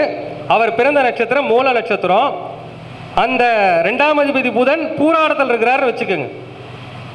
அந்த 2ஆம் அதிபதி புதன் பூராடத்தில் இருக்காரு, இவர் பிறந்தது மூல நட்சத்திரம். அப்ப 2ஆம் அதிபதி அவர் பிறந்த நட்சத்திரத்துக்கு எத்தனாவது தாராபலன் இருப்பாருங்க? அவர் பிறந்த நட்சத்திரம் மூலம், அவருடைய 2ஆம் அதிபதி சிம்ம லக்கணத்துக்கு 5ல் பூராடத்தில் இருக்காரு. அவர் பிறந்த நட்சத்திரத்துக்கு எத்தனாவது நட்சத்திரம் அது? 2வது சம்பத்து தாரை நட்சத்திரம். சம்பத்து தாரை நட்சத்திரமா? அப்ப 2ஆம் அதிபதி சம்பத்து தாரையில் நிற்கிறாரு. அப்ப அந்த பூராடத்தில் இருக்கிறார். அந்த பூராடத்துடைய அதிபதி யாருங்க? சுக்கிரன். அந்த சுக்கிரனும் உதாரணமா 4ல் வந்து திக்பலத்தில் இருக்காருன்னு வச்சுக்கோங்க. அப்ப சிம்ம லக்கணத்துக்கு இவர் யாருங்க? சுக்கிரன் 3ஆம் வீட்டுக்கும் 10ஆம் வீட்டுக்கும் உண்டானவர். 4ல் வந்து திக்பலத்தில் இருக்கிறாருங்கும் போது இப்ப அவர் வருமானத்தை ஈக்கிறதுக்கு அந்த பூராட நட்சத்திரத்தை இயக்க வேண்டும். பூராட நட்சத்திரத்தை எப்படி இயக்குவீங்க? பூராடம் நட்சத்திரம் என்றால் வருண பகவான். அப்ப என்ன பண்ணணுங்க? வருண பகவானை கும்பிடணும். வருண பகவான் எப்படி கும்பிடுறது? வருண பகவான் எப்படி கும்பிடுறதுங்க? மழை வரும்போது மலையில் நனையணும், இல்லை மழை தண்ணியை பிடிச்சி வச்சுக்கிட்டு கொஞ்சம் கொஞ்சமாக ஒரு மழை தண்ணியில் குளிக்கணும்.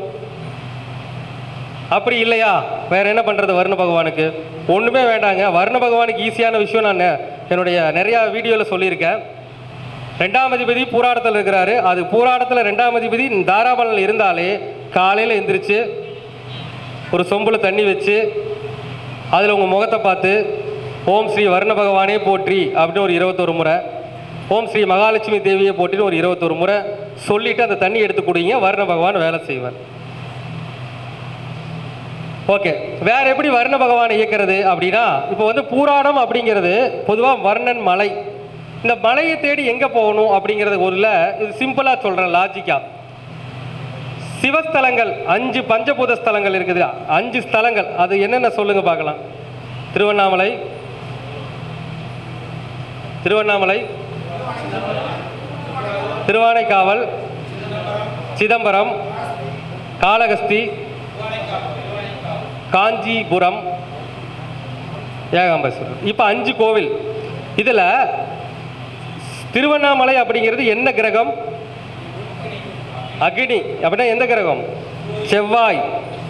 திருவண்ணாமலை செவ்வாய். திருவனைக்காவல் சுக்கிரன், நீர்ஸ்தலம். காளகஸ்தி காற்று, என்ன? சனி. அடுத்து காஞ்சிபுரம் ஏகாம்பரேஸ்வரர் கோவில், நிலம், புதன். அடுத்து இது நம்ம சிதம்பரம், ஆகாயம், குரு. அப்போ வர்ணன் அப்படிங்கிறது சுக்கிரனுடைய நட்சத்திரம் தானே பூராடம். அப்போ அவங்க எங்க போகணும்னா எங்க போகணுங்க? திருவானைக்காவல் போகணும். அப்ப திருவானைக்காவல் போனாங்கன்னா அவங்களுக்கு வருமான ரீதியான உயர்வுகள் கண்டிப்பாக கிடைக்கும். சரி, இது வந்து நம்ம தேவதை அதிதேவதை கும்பிடுறோம், எல்லாம் ஓகே. அடுத்து இந்த பூராடத்திற்கு உண்டான உணவுன்னு எடுத்துக்கிட்டீங்கன்னா என்னதுங்க? காளான், வெள்ளரி. பூராடத்துக்கு உண்டான விஷயம் என்னங்க? காளான், வெள்ளரி. அப்ப காளான், வெள்ளரி உணவுகளை அவர்கள் அதிகமாக எடுத்துக்கொள்ள வேண்டும். பூராடம் மொட்டை மாடி. அப்போ எந்த ஊரில் போனாலும் கடைசி அந்த மேலே மாடியில் குடியிருக்கணும். மேலே மாடியில் குடியிருக்கணும், கடைசியில் லாஸ்ட் மாடியில் குடியிருக்கணும். அடுத்து பொதுவாக அந்த பூராடத்துக்கு உண்டான மரம் வந்து வஞ்சி மரம். இப்போ வஞ்சி மரத்தை வளர்க்கணும். சரிங்களா? அப்போது ஒரு ஜாதகத்தில் 2ஆம் அதிபதி எந்த நட்சத்திரத்தில் இருக்கிறாரோ அந்த நட்சத்திரம் உங்களுடைய ஜென்ம நட்சத்திரத்துக்கு எத்தனாவது நட்சத்திரம்? சரி சார், இப்போ அவர் மூலத்தில் பிறந்ததுனால பூராடம்னு எடுத்துக்கிட்டோம். ஒருவேளை அவர் அனுஷத்தில் இதில் கேட்டையில் பிறந்திருந்தா எத்தனாவது நட்சத்திரம்? 3ஆவது நட்சத்திரம். இப்போ வேலை செய்யுங்களா? வேலை செய்யாது. வாங்க, இப்போ வேலை செய்யுங்களா? வேலை செய்யாது இல்லையா? 3ஆவது நட்சத்திரத்தில் விபத்து தாரையில் போய் 2ஆம் அதிபதி உட்கார்ந்துருந்தா எப்படி வருமானத்தை உயர்வு பிரிக்கிறது? ஒன்றுமே கிடையாதுங்க. சிம்பிள். இப்போ 2ஆம் அதிபதி தானே புதன். அவர் தானே பூராடத்தில் உட்கார்ந்துருக்கிறாரு. அப்போ அவருக்கு வருமான ரீதியான உயர்வுகள் கிடைக்கணும்னா மூணாவது நட்சத்திரம் விபத்தையும் தடையும் கொடுக்கும்.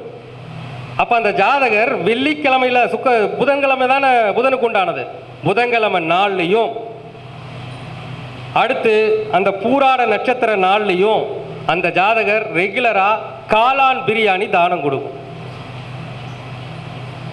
அப்படி கொடுத்தா அவருக்கு வருமான ரீதியான உயர்வுகள் கிடைக்கும்.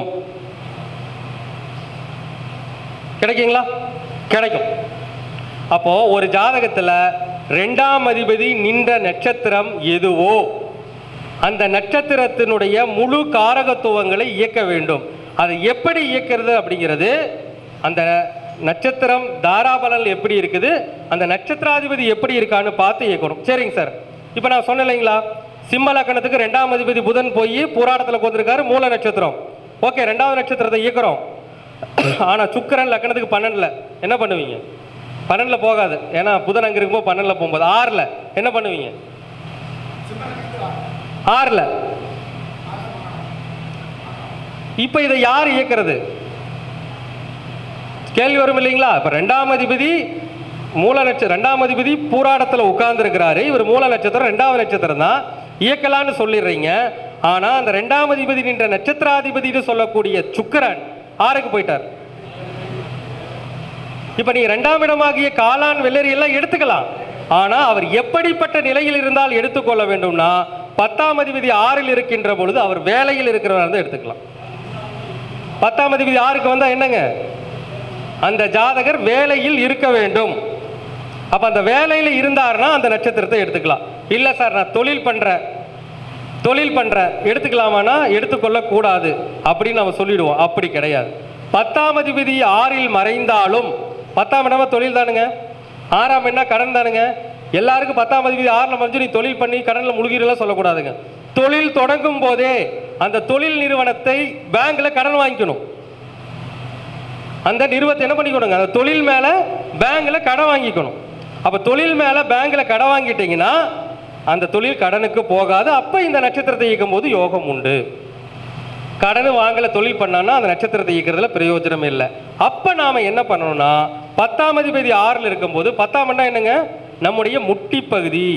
6ஆம் இடம்னா நோய், முட்டி வலி பாதிக்கப்பட்டவங்களுக்கு என்ன பண்ணணுங்க, மருந்து மாத்திரைகள் வாங்கி கொடுக்க வேண்டும். சரிங்களா? அப்படி செய்யும் போது அந்த 2வது நட்சத்திரத்தை இயக்கிற கண்டிப்பாக வெற்றி உண்டு. அப்போ ஒரு ஜாதகத்தில் இது 4வது வழி. சரிங்களா? 4வது மைல்கல் மாதிரி 2ஆம் அதிபதி நின்ற நட்சத்திரம் எது, அந்த நட்சத்திரத்தை எடுத்துக்கொள்ள வேண்டுமா, அந்த நட்சத்திரத்துடைய காரகத்துவங்களை எடுத்துக்கொள்ள வேண்டுமா, அல்லது அந்த நட்சத்திரத்தினுடைய காரகத்துவங்களை தானம் செய்ய வேண்டுமா என்பதை குமாரசுவாமியும் நூல் சொல்லக்கூடிய அந்த நட்சத்திர தாரை பலனை வைத்து முடிவு செய்து கொண்டு அந்த நட்சத்திராதிபதி எங்கிருக்கின்றார் என்பதையும் பார்த்து அந்த அந்த நட்சத்திராதிபதி இருக்கின்ற இடத்திற்கு தகுந்த போல் இயங்க வேண்டும், அல்லது அதற்கேற்ற வாழ்வியல் பரிகாரங்களை செய்ய வேண்டும். சரிங்களா? இது 4வது வழி. இந்த 4வது வழியிலேயே இன்னொரு உள்சூச்சம் இருக்குதுங்க. இப்போ 2ஆம் அதிபதி ஒரு நட்சத்திரத்தில் இருக்கார் இல்லைங்களா, இது சொன்ன தலையை சுத்தும். 2ஆம் அதிபதி நின்ற நட்சத்திராதிபதி இருக்காரு. 2ஆம் அதிபதி ஒரு நட்சத்திரத்தில் இருக்குமா இருக்காதுங்களா, அதனுடைய முன்ஜென்ம கர்மா என்னன்னு பார்க்கணும். DNA. ஓ, நான் சிம்ம லக்கணம் சொன்னேங்க. 2ஆம் அதிபதி புதன் பூராடத்தில் இருக்கிறாரு. பூராட நட்சத்திரம் எந்த கிரகத்துடைய கர்ம பதிவை கொண்டது? அது நட்சத்திரம் எந்த கிரகத்துடைய கர்ம பதிவு? DNA. பூராடத்தில் புதன் இருக்காரு. சிம்ம லக்கணத்துக்கு 2ஆம் அதிபதி 5ல் மூல நட்சத்திரத்துக்கு 2வது நட்சத்திரத்தில் இருக்காரு. அந்த பூராட நட்சத்திரம் யாருடைய கர்ம பதிவு? அவருடைய கர்ம பதிவே தான். புதனுடைய கர்ம பதிவை கொண்ட நட்சத்திரங்கள் 3: ரோகிணி, உத்திரம், பூராடம். அப்போ பூராடம் அப்படிங்கிறது அவருடைய கர்ம பதிவே தான்.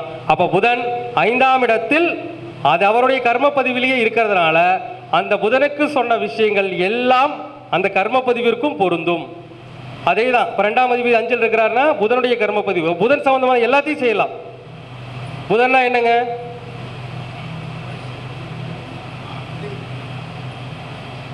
மதுரை மீனாட்சி, பெருமாள், பாசிப்பயிறு உணவு, வெண்டைக்காய் உணவு, இதெல்லாம் எடுத்துக்கலாங்களா? எடுத்துக்கலாம் தானுங்க, தாராளமாக எடுத்துக்கொள்ளலாம். அப்போ முதல்ல இந்த வருமானத்தை பெறுவதற்கு 4 வழிகளையும் தீர ஆய்வு செஞ்சு இதை செய்தால் உங்களுக்கு வருமானம் உண்டுன்னு எழுதி கொடுத்துருங்க. 1 வருஷம் செஞ்சுட்டு வர சொல்லுங்க, கண்டிப்பாக உங்களுக்கு உயர்வு கிடைக்கும். ஆனால் இதற்கு என்ன மிக முக்கியமான விஷயம், எல்லாத்தையும் கொஞ்சம் உன்னிப்பாக கவனிக்கணும். கொஞ்சம் தவறணும்னாலும் அடி விழறக்கும் வாய்ப்பு இருக்கு. அப்போ 2ஆம் அதிபதி இயக்கிறான்னு சொல்லிட்டு எல்லாருமே இயக்கிட முடியாது. நம்ம சிம்மலக்கணம் சொன்னோம், 2ஆம் அதிபதி புதன் பெருமாள் கோயிலுக்கு போய்ங்க, மதுரை மீனாட்சி அம்மன் கோயிலுக்கு போகணும்னு சொல்லிடுறோம். ஒருவேளை அவருக்கு செவ்வாய் திசை நடந்துச்சுன்னா இதையெல்லாம் தொடவே கூடாது. அப்போ அது சில ரூல்ஸ் எல்லாம் இருக்குதுங்க. ஒருவேளை ராகு திசை நடக்குது, ராகு செவ்வாய் சாரம், அப்போ ராகு திசை எப்படி இயங்கும், செவ்வாயா இயங்கும். அந்த நேரத்தில் இந்த புதனுக்கு சொன்ன இந்த பெருமாள் கோயிலுக்கு போங்க, மீனாட்சி அம்மன் கோயிலுக்கு போனீங்கன்னா அடி விழுகும்.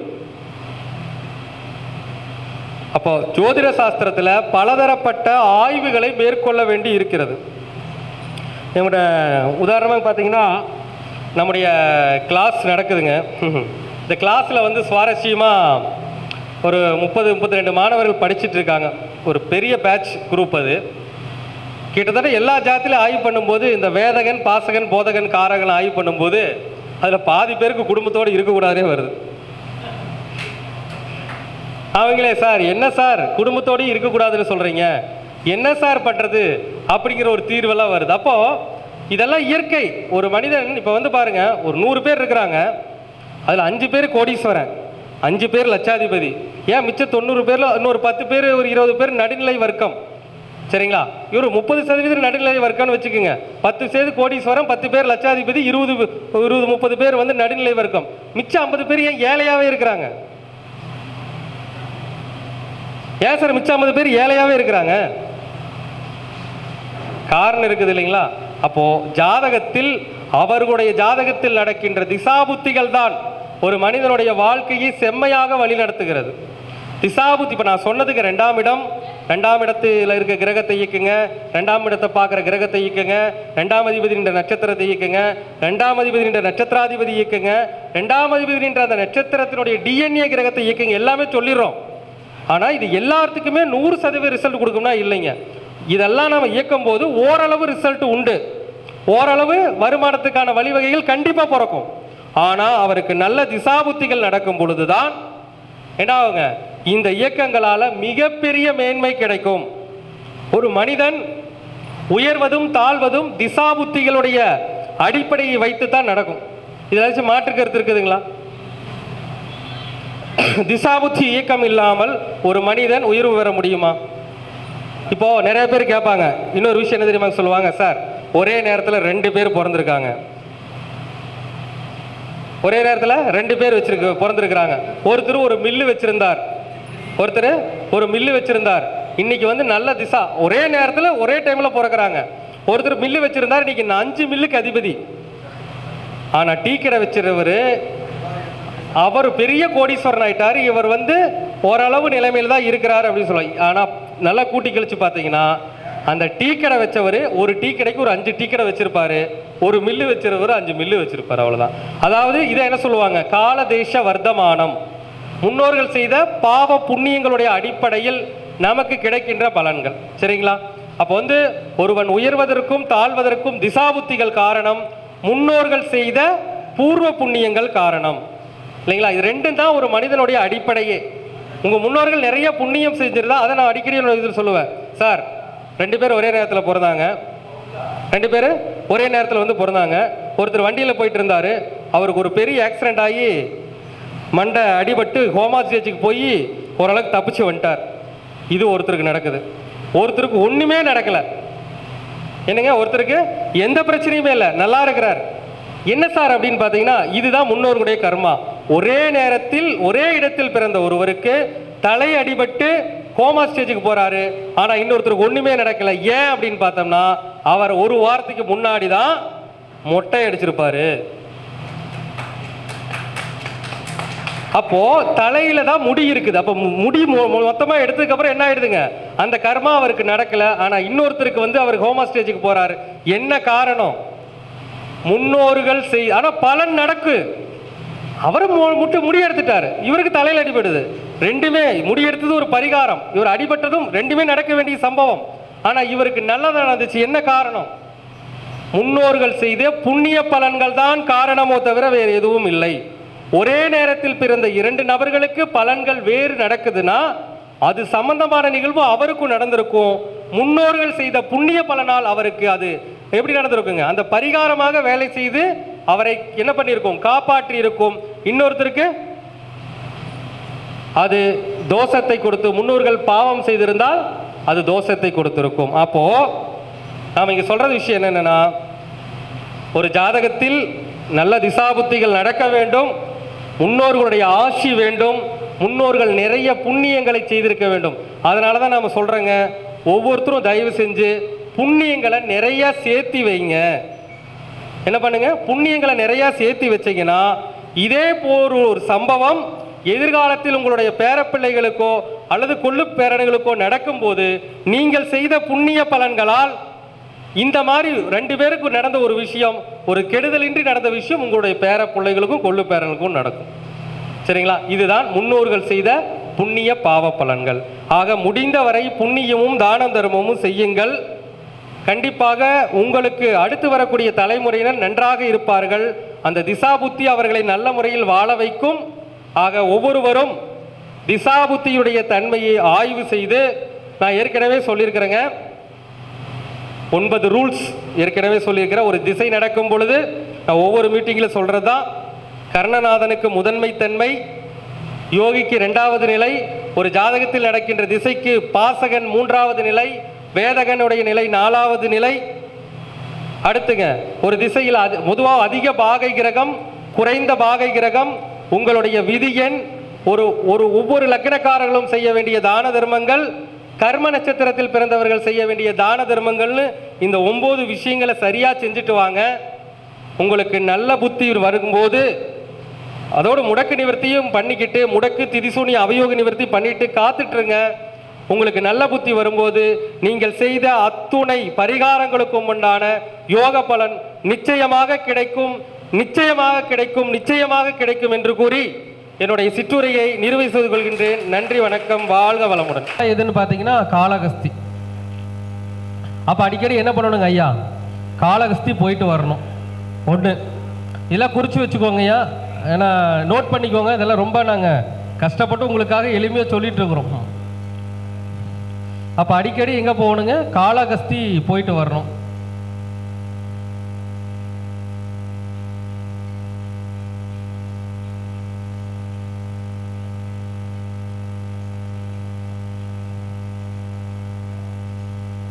இதில் அவங்களுக்கு ஒரு ஆச்சரியம் என்ன தெரியுங்களா? அது பாருங்க, கர்மா 2ஆம் இடத்துல கேது இருக்கிறாரு, அவருடைய திசையே நடக்குது. இப்போ வந்து செய்யக்கூடிய பலன் துரிதமாக வந்து வேலை செய்யும். அப்போ நீங்கள் 10 காளகஸ்தி போயிட்டு வரணுங்க. 2ஆம் இடத்துல கேது, சாப்பிட்ற இடம் நிறைய கொள்ளு உணவுகள் நிறைய சாப்பிடணும். கொள்ளு பருப்பு உணவு, இந்த உணவுகள்லாம் நீங்கள் அதிகமாக சாப்பிடணும். அடுத்து கேதுவுடைய அதிதேவதை யாருன்னா விநாயக பெருமான். ஸோ ஜாஸ்தியாக விநாயக பெருமானை கும்பிடணும். அப்போ டெய்லியும் விநாயகனை கும்பிடணும். நான் சொல்கிறது விநாயகர் மூலவராக இருக்கிற கோவில். நீங்கள் சிவன் கோவில் இருக்கிற விநாயகருக்கு சக்தி இருக்குது, ஆனால் தனியாக ஒரு 100 வருடம், அட்லீஸ்ட் ஒரு 100 வருடமாச்சு பழமையான கோவில். அப்போ அந்த மாதிரி தனியாக இருக்கக்கூடிய விநாயகர் கோவிலுக்கு போய் அர்ச்சனை பண்ணுங்கள்.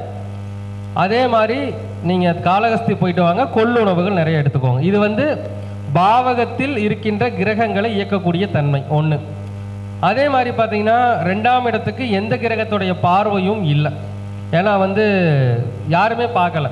ஸோ அதனால் வந்து 2ஆம் இடத்துல கிரகம் இல்லை, அதை விட்டுறலாம். அடுத்து நம்ம ரூல்ஸ் படி 2ஆம் அதிபதி இருக்கின்ற இடம் அப்படின்னு பார்த்தீங்கன்னா லக்ன பாவகம். ஜாதகத்தில் எப்படி இருக்காருங்க? 2ஆம் அதிபதி சந்திரன், மிதுன லக்னத்துக்கு 2ஆம் அதிபதி சந்திரன் லக்ன பாவகத்தில் இருக்கிறார். ஆனால் இதில் என்ன மைனஸ் அப்படின்னு பார்த்தீங்கன்னா, இருக்கிறதுலையே லோவஸ்ட் டிகிரி சந்திரன் தான். அதுவும் தேய்பிறை. அது என்னங்க? தேய்பிறை. மிதுன லக்னத்துக்கு வந்து எப்படிப்பட்ட நவமி திதி, அஷ்டமிக்கு மேலே போயிடுச்சுனாவே சந்திரனுக்கு பலன் இல்லை, சப்தமிக்கு மேலே போயிடுச்சாவே பலன் குறைஞ்சு போயிடும் தேய்பிரையை பொறுத்த வரைக்கும். 7க்கு மேலே போயிடுச்சுனாவே பலன் ரொம்ப கம்மி. அது வந்து தேய்பிறை பலம் இழப்பு. அப்போ 2ஆம் அதிபதி சந்திரன் ஆல்ரெடி குறைந்த பாகை, 2வது தேய்பிறை சந்திரன். அப்போ நாம் இதுக்கு என்ன பண்ணணும் அப்படின்னு பார்த்தீங்கன்னா, இப்போ 2ஆம் அதிபதி லக்னத்தில் நான் சொல்லிட்டேங்க, ஒரு கிரகம் குறைந்த பாகையில் செல்வது என்பது நீசத்திற்கு சமமான அமைப்பு. சரிங்களா? அப்போ 2ஆம் அதிபதிங்கிறவர் வந்து லக்னத்தில் நீசங்கும் போது, அப்போ இதுல ஈஸியா சொல்லணும்னு பார்த்தீங்கன்னா, லக்னம்னா தலை, நீசம் அப்படின்னா என்னங்க? நீசம் முடி எடுக்கிறவங்க, அதாவது மொட்டை அடிப்பவர்கள். அப்போ உங்களுக்கு வருமான ரீதியான உயர்வு வேணும்னா 2ஆம் அதிபதி லக்னத்தில், அப்போ 2ஆம் இடம்னா என்னங்க? பொதுவா வருமானம், பணம் அப்படின்னு எடுத்துக்கலாம், தனம். அப்போ சந்திரனா எத்தனைங்க? 2. அப்போ நீங்க என்ன பண்ணணும்னா, மொட்டை அடிக்கிறவங்களுக்கு மிதனம்னா என்னங்க? நம்முடைய கை. அப்போ நீங்க மொட்டை அடிக்கிறவங்களுக்கு திங்கக்கிழமை நாளில் ஒரு 200 ரூபா பணம் கொடுக்கும். நீசம் நீங்க வந்து கட் பண்றது வேற, நீசமாகிறது வேற. லோ டிகிரினா அது நீசமாகிறதுக்கு சமம். அப்போ நீங்க இவங்களுக்கு மொட்டை அடிக்கக்கூடியவங்க யாருன்னு பாருங்க. இப்போ நிறைய கோவிலெல்லாம் மொட்டை அடிக்கிறவங்களாம் இருக்காங்க இல்லையா? நம்ம ஊர் சைட்ல எல்லாம் போனீங்கன்னாவே கொடுமுடியில் போனீங்கன்னா மொட்டை அடிக்கிறவங்க இருப்பாங்க. அந்த மாதிரி மொட்டை அடிக்கிறவங்களுக்கு திங்கக்கிழமை அன்னைக்கு ஒரு 200 ரூபா பணம் கொடுத்துருங்க. இது 2ஆம் அதிபதி இருக்கக்கூடிய இடத்திற்கு செய்ய வேண்டிய பரிகாரம். ஓகேங்களா? 3 ரூல்ஸ். அடுத்துங்க, உங்களுக்கு 2ஆம் அதிபதி அமர்ந்த நட்சத்திரம் அப்படிங்கிறத பார்க்கணும். உங்க ஜாதகத்தில் 2ஆம் அதிபதி அமர்ந்த நட்சத்திரம் அப்படின்னு பார்த்தீங்கன்னா மிருகசீரிடம், செவ்வாயுடைய நட்சத்திரம். நீங்க பிறந்த நட்சத்திரத்துக்கு அது எத்தனாவது நட்சத்திரம்னு பார்க்கணும். நீங்க பிறந்த நட்சத்திரமே மிருகசிஷம் தான். அப்ப ஜென்ம நட்சத்திரம். அப்ப நம்ம வருமானத்தை கொடுக்கக்கூடியவர் போய் அமர்ந்திருக்க நட்சத்திரம் ஜென்ம நட்சத்திரம். அப்ப நம்ம அந்த வருமானத்தை பண்றதுக்குள்ள டென்ஷனோ அலைச்சலோ ஜாஸ்தியா இருக்கும். ஈஸியாலாம் வருமானம் ஈட்ட முடியாது, டென்ஷன் அலைச்சல் ஜாஸ்தியா இருக்கும். அப்ப நீங்க இதுக்கு என்ன பண்றீங்கன்னா, திங்கக்கிழமை நாள், இது 4வது ரூல்ஸ் எழுதிக்கங்க. திங்கக்கிழமை நாளில்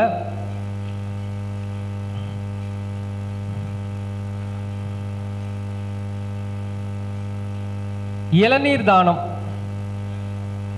ஒரு 3 இளநீர் ஒரு மாசம் ஒருக்கா கொடுத்தீங்கன்னா கூட போதும். வசதி இருந்தால் வாரம் ஒருக்கா கூட கொடுக்கலாம். இது ஏன்னா நம்ம அந்த வருமானத்தை ஈட்டுறது டென்ஷன் இல்லாமல் ஈட்டிக்கலாம். அதுக்கு தான் அலைச்சல் கம்மியாகும், டென்ஷன் கம்மியாகும். அப்போ நீங்கள் என்ன பண்ணணுங்க, இளநீர் தானம் 3 பேருக்கு திங்கக்கிழமை நாளில் கொடுக்கணும். வசதிக்கு ஏற்ற மாதிரி முடிஞ்சால் மாதம் ஒருக்கா, முடியலைன்னா வாரம் ஒருக்கா கூட கொடுக்கலாம். ஸோ இது 2வது விஷயம். அடுத்துங்க, இந்த 2ஆம் அதிபதி இயக்குகின்ற கிரகம் யார் அப்படின்னு பார்த்தீங்கன்னா செவ்வாய். அப்போ செவ்வாய் உங்களுக்கு 6ஆம் அதிபதியா 6லேயே ஆட்சி நிலையில் தான் இருக்கார். ஒன்றும் பிரச்சனை கிடையாது. நீங்கள் வேலை பண்ணுறீங்களா, தொழில் பண்ணுறீங்களா, வீட்டில் இருக்கீங்களா, எல்லாம் கேட்டுக்கணும். ஏனுங்கய்யா? ஓய்வு பெற்று இப்போ வீட்டில் தான் இருக்கிறாங்க. அப்போ பொதுவாக 6ஆம் அதிபதி 6ல் இருப்பது நல்லது தான், ஒன்றும் கெடுதல் கிடையாதுங்க. மிதுன லக்னத்துக்கு 6ஆம் அதிபதி 6ல் இருக்கிறது ஒன்றும் பெரிய கெடுதல் கிடையாது.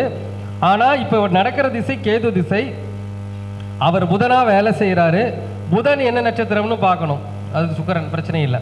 அப்போது இந்த புதனுக்கு செவ்வாய் எதிரிங்கனால செவ்வாய் இயக்க முடியாதுங்க. உங்களுக்கு 6ஆம் அதிபதி 6ல், காலபுருஷனுக்கு 8ல். அப்போ ஒன்று சிம்பிளான விஷயம்தான். 6, 8னா தீராத வியாதி. 6, 8னாவே தீராத வியாதி. செவ்வாய்னா புற்றுநோய். செவ்வாய்னா என்னங்க? ரத்தம் சம்பந்தமான நோய். அப்போ ரத்தம் சம்பந்தமான நோய், பொதுவாக புற்றுநோய்னு இல்லைங்க. 8ஆம் இடம்னா தீராத வியாதி. ரத்தம் சம்பந்தமான தீராத வியாதி உள்ள நோய் என்னங்க? சுகர் வருங்களா? சுகர் இருக்குதுங்களாமா? இருக்கு, 10 வருஷமா இருக்கு. ஓகே. அப்ப சுகர் நோயாளிகளுக்கு நீங்க உதவி பண்ணணும். செவ்வாய்க்கிழமை எழுதிக்கங்க, செவ்வாய்க்கிழமை நாளில் சுகர் நோயாளிகளுக்கு மருந்து வாங்கி கொடுக்கவும்.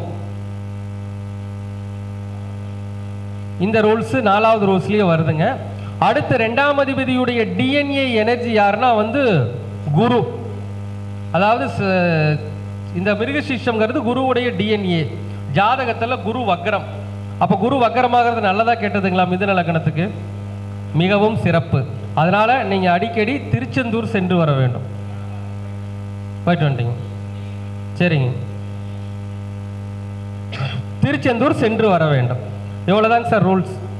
ரெண்டாம் அதிபதி நின்ற நட்சத்திரம், ரெண்டாம் இடத்தில் இருக்கிற கிரகம், ரெண்டாம் அதிபதி நின்ற நட்சத்திராதிபதியுடைய நிலைமை, ரெண்டாம் அதிபதி நின்ற நட்சத்திராதிபதியுடைய டிஎன்ஏ கிரகத்தினுடைய நிலைமை எல்லாம் சொல்லிட்டேங்க. இப்போ இந்த ரூல்ஸை நீங்கள் தொடர்ச்சியாக ஒரு வருஷத்துக்கு ஃபாலோ பண்ணணும். ஃபாலோ பண்ணிட்டு வாங்க. அடுத்த வருஷம் கண்டிப்பாக நல்ல ரிசல்ட் கிடைக்கும். விடாமல் பண்ணிங்கன்னா உறுதியாக ரிசல்ட் கிடைக்கும். ஏன்னா ரெண்டாம் அதிபதி எப்படியெல்லாம் பிடிக்கணுமோ அப்படியெல்லாம் பிடிச்சாச்சு. இதுக்கு மேலே அங்கே பிடிக்கிறதுக்கு வேறு வேலை இல்லை உங்களுக்கு. சரிங்களா? அப்போ வருமானத்தை பிடிக்கிறதுக்கான வழி சொல்லியாச்சு. நீங்கள் ஃபாலோ பண்ணி செஞ்சுக்குங்க.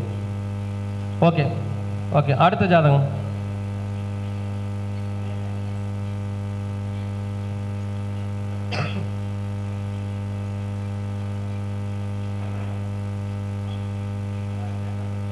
டேட் ஆஃப் பர்த் சொன்னீங்கன்னா போதும்.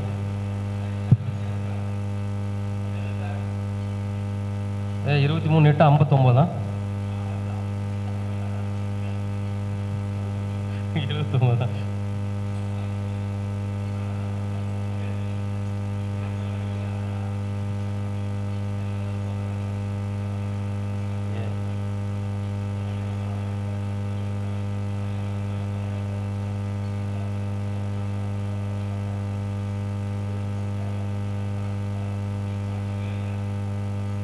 நானே பார்த்தேன்.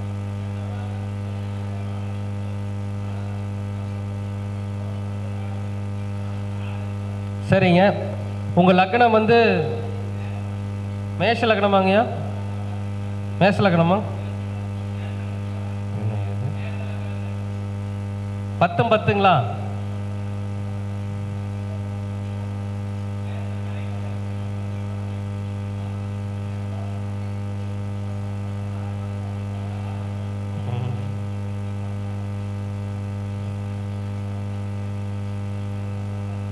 பிஎம் தானுங்க. சரிங்க. லக்னம் மேஷ லக்னம். ரெண்டாம் இடத்தில் எந்த கிரகமும் இல்லை. ரெண்டாம் இடத்தில் எந்த கிரகமே இல்லை. ரெண்டாம் இடத்தை எந்த கிரகமும் பார்க்கல. நாங்கள் டெஸ்ட் வச்சோம், நீங்கள் என்ன சொல்கிறீங்கன்னு பார்க்கலான்ட்டு. ஏங்க நீங்கள் நிறைய புத்தகமெல்லாம் விற்கிறீங்க இல்லையா, கரெக்டாக சொல்கிறீங்களான்னு பார்த்தோம். கண்டுபிடிச்சிட்டாருங்க. சரி சரிங்க. இப்போ இந்த ஜாதகத்தில் 10ஆம் பார்வையாக சனி பகவான் 2ஆம் இடத்தை பார்வை செய்கிறது. இப்போ வந்து மேஷ லக்னங்க.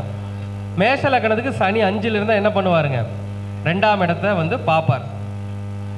இந்த சனி 2ஆம் இடத்தை பார்ப்பது நல்லதா கெட்டதா அப்படிங்கிறது நம்ம முதல்ல முடிவு பண்ணணும். மேஷ லக்னத்துக்கு சனி நல்லவரா கெட்டவரா? கடுத்த பாதகாதிபதி. பாதகாதிபதி சாதாரண பாதகாதிபதி இல்லைங்க, மிக மிக கடுத்த பாதகாதிபதி சனி பகவான். அப்போ சனி பகவான் இருக்கக்கூடிய இடம் வந்து லக்னத்துக்கு வந்து 5வது இடம். சரிங்களா? சரி. இப்போ சனி பகவான் 5ஆவதுல இருக்கிற நல்லா இருக்கிறான்னு முடிவு பண்ணுமா, கெட்டு போயிட்டு தான் முடிவு பண்ணுவோமா? அந்த இடத்துல நல்ல பலன் கொடுப்பாரா கெட்ட பலன் கொடுப்பாரா? லக்னத்துடைய பாதகாதிபதி 5ல் இருக்கிறார். நல்ல பலன் கொடுப்பாரா கெட்ட பலன் கொடுப்பாருங்களா? நல்ல பலன் கொடுப்பாருங்களா? அவர் ஏதோ 2ஆம் இடத்துக்கு ஒரு பார்வை கிடைக்குது, நல்லது நடக்கும்னு நினச்சி சொல்கிறார். ஆனால் உண்மையிலேயே நல்ல பலன் தான் கொடுப்பார். ஏன் நல்ல பலன் கொடுப்பாருன்னா சனி இருக்கிறது புஷ்கர நவாம்சம். சனி பகவான் பூர நட்சத்திரம் 3ஆம் பாதத்தில் இருந்து தான் யாரை பார்க்குறாருங்க? 2ஆம் இடத்தை வந்து பார்க்குறாரு. அது அப்புறம் வருவோங்க. முதல்ல அந்த சனி பகவான் பார்க்குறார், அது பூரத்திலிருந்து பார்க்குறாரு, பூர 3லிருந்து பார்க்குறாரு. அப்போ வந்து அவர் நல்ல ஒரு கிரகமாக தான் இந்த இடத்துல வேலை செய்வார். அப்போ இந்த இடத்துல நாம் எப்படி ஆக்டிவேட் பண்ணோம்னா 10ஆம் அதிபதி யாரு, 11ஆம் அதிபதி யாருன்னு பார்க்கணும். அப்போ 10ஆம் இடத்துல என்ன உயிர் காரகத்துவம், 11ஆம் இடத்துல என்ன உயிர் காரகத்துவம்? உங்களை உங்க மாமியாரும் உங்க அண்ணனோ அக்காலோ பார்த்தா தான் உங்களுக்கு வருமானம். மாமியார் இல்லைங்களா? போச்சு. அண்ணன் இல்லை அக்காலம் இல்லையா? எப்படி தான் இந்த சனி பகவான் கொடுப்பார்? நீ பாவகத்தின் மூலமா கொடுக்க மாட்டார். அடுத்து அதில் பொருள் காரகத்துவம் தொழில். ஏதாவது ஒரு தொழில் பண்ணணும். நீங்கள் ஏதாவது ஒரு தொழில் பண்ணணும். ஏன் தொழில் பண்ணுறீங்களா? ஆமாம், இதுவும் தொழில் தானே. உங்களுக்கு விலைக்கு வாங்கித்தானே விற்கிறீங்க. ஒரு பொருளை வாங்கி விற்றாலே அது தொழில் தான். ஒரு பொருளை வாங்கி விற்றாலே தொழில் தான். அப்போது நீங்கள் இந்த கொடுக்கக்கூடிய அந்த தொழில் ஏதோ ஒரு தொழில்னு சொல்லிட்டோம், அதனுடைய சனி பகவானுடைய காரகத்துவமும் கலந்துருக்கணும். அப்படின்னா என்னங்க, பழமையான நூட்கள், நிறைய பழமையான நூட்களை கொண்டு வந்து இங்கே வைக்கணும். நீங்கள் தொழில் பண்ணணும், ஏதோ ஒரு தொழில் பண்ணணும், சைடில் ஓடணும், நல்லா வரும், அது பிரச்சனை கிடையாது. சனி பகவானுடைய காரகத்துவமும் கலந்துருக்க வேண்டும்.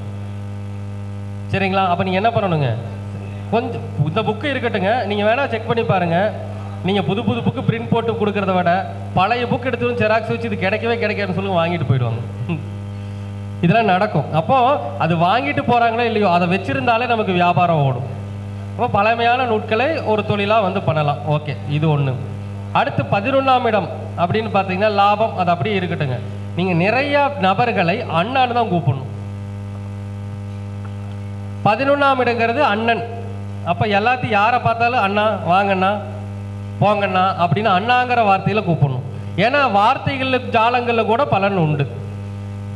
ஏன்னா 2ஆம் இடம்னு என்னதுங்க, வருமானம் மட்டும் இல்லைங்க, நம்ம பேசுறது. அப்போ சனி பகவான் பார்க்குறாரு, 11ஆம் அதிபதி பார்க்குறாரு. அப்போ நம்ம பேசும்போது என்னென்ன பண்ணணும், அண்ணா, அக்கா, அந்த மாதிரி அண்ணன், அக்கா என்ற வார்த்தைகளால் எல்லாரையும் கூப்பிடணும். இனிமேல் அண்ணன் அக்கன்னு தானே கூப்பிடுவீங்க. இந்த ஐயாயிரம்லாம் கூப்பிடாதீங்க, அண்ணான்னு கூப்பிடுங்க. யாரை பார்த்தாலும் ஐயான்னு தான் ஜாஸ்தி கூப்பிடுறாங்க. இனிமேல் அண்ணான்னு கூப்பிட்டா தான் பவர் ஜாஸ்தி. ஓகேங்களா? அதே மாதிரி சனி பகவானுடைய அதிதேவதை ஐயப்பன். அப்போ நீங்கள் நிறையா ஐயப்பன் வழிபாடு பண்ணணும். ஐயப்பன் மூலவராக இருக்கக்கூடிய கோவில்களுக்கு சென்று வர வேண்டும். சரிங்களா? ஸோ இதெல்லாம் நீங்கள் வந்து பார்த்துக்கலாம். அதே மாதிரி பழைய இரும்பு வண்டி யூஸ் பண்ணணும், பழைய வண்டி தான் வாங்கி யூஸ் பண்ணணும். சனினா பழைய வண்டி. அப்போ பழைய வண்டி வாங்கி யூஸ் பண்ணாலும் அதற்கான பலன் வந்து உங்களுக்கு உண்டு. ஓகேங்க, ஏனுங்க? சரி, ஓகே, அவ்வளோதான். அப்போ நம்ம 2ஆம் இடத்திற்கு இதெல்லாம் வந்து சொல்லிட்டோம். அடுத்து 2ஆம் இடத்தை வேற எந்த கிரகமாச்சு பார்க்குதான்னு பார்த்தீங்கன்னா வேற வச்சு பார்க்குதுங்களா? இல்லைங்களா? இன்னொரு கிரகம் சூட்சும பார்வையா பார்க்குது. இரவி நிற்கும் 1க்கு 3-7-10, இனிய புதன் திங்களுக்கு 7 பரவி வரும் சனி, பரவி வரும் செவ்வாய்க்கு என்னங்க 4-7-8, பகர்வள்ளி தனக்குமே 6-7-8, திருவிருந்த ராஜருக்கு 5-7-9, செய்ய சனி பார்வை 3-7-10, மறுமூன்று, அதாவது ராகு கேதுக்கு மறுமூன்றும் 11 பார்வையாமே. ஜோதிட அரிச்சோடியில் சொல்லியிருக்காங்களா? இரவி நிற்கும் 1க்கு 3-7-10. எல்லாருக்கும் தெரிஞ்ச விஷயம் என்னங்க, சூரியனுக்கு 7ஆம் பார்வை மட்டும்தான் இருக்குதுங்க. இல்லை, சூரியனுக்கு 3-10 என்ற சூட்சம பார்வையும் உண்டு. இது நான் சொல்லிங்க, ஜோதிட அரிச்சோடியில் ஏற்கனவே யாரோ ஒரு சித்தர் எழுதி வச்சுட்டு போனது. அப்போ சூரியன் எங்க பாப்பாருங்க, 2ஆம் இடத்தை பார்ப்பாருங்களா? அப்போ 5ஆம் அதிபதி பார்க்குறார். அப்போ 5ஆம் இடம்னா என்னங்க, உங்களுடைய முதல் குழந்தை. அப்போ உங்களுடைய முதல் குழந்தையுடனே நீங்கள் இருக்க வேண்டும். இருக்கலாமா? ஒன்றும் சத்தம் போடாமங்கிறீங்க, இருக்கலாமா வேண்டாமாங்க?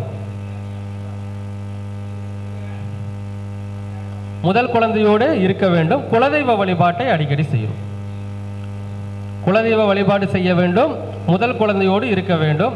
அதே மாதிரி சிவ வழிபாடு அதிகமாக பண்ணணும். ஏன்னா சூரியனுடைய அதிதேவதை சிவன் தானுங்க. அப்போ சிவ வழிபாடு செய்யணும். இதெல்லாம் எழுதி வச்சுக்கிறீங்களா? நான் பாட்டுக்கு சொல்லிட்டு அவர் பாட்டுக்கு தலையாட்டிட்டு இருக்கிறார். எழுதி வச்சுக்கிறீங்களா இல்லை வீடியோவில் பார்த்துக்கிறீங்களா? சரிங்க. அப்போ நீங்கள் குலதெய்வ வழிபாட்டை அதிகமாக பண்ணணுங்க, சிவ வழிபாட்டை அதிகமாக பண்ணணும். அதே மாதிரி முதல் குழந்தையோடு அதிகமாக இருக்கணும். எங்காச்சும் ஒரு நல்ல காரியத்துக்கு போகிறீங்கன்னா குழந்தையோடு போனீங்கன்னா அது சக்ஸஸ் ஆகிடும். அந்த மாதிரி செஞ்சுருக்கீங்களா இது வரைக்கும்? இனிமேல் செய்யுங்க. சரிங்களா? சரி, அடுத்து 2ஆம் இடத்தை பார்க்குற கிரகம் 2 சொல்லிட்டேங்க. அடுத்து 2ஆம் அதிபதி நின்ற நட்சத்திரம், அது அடுத்த விஷயம்.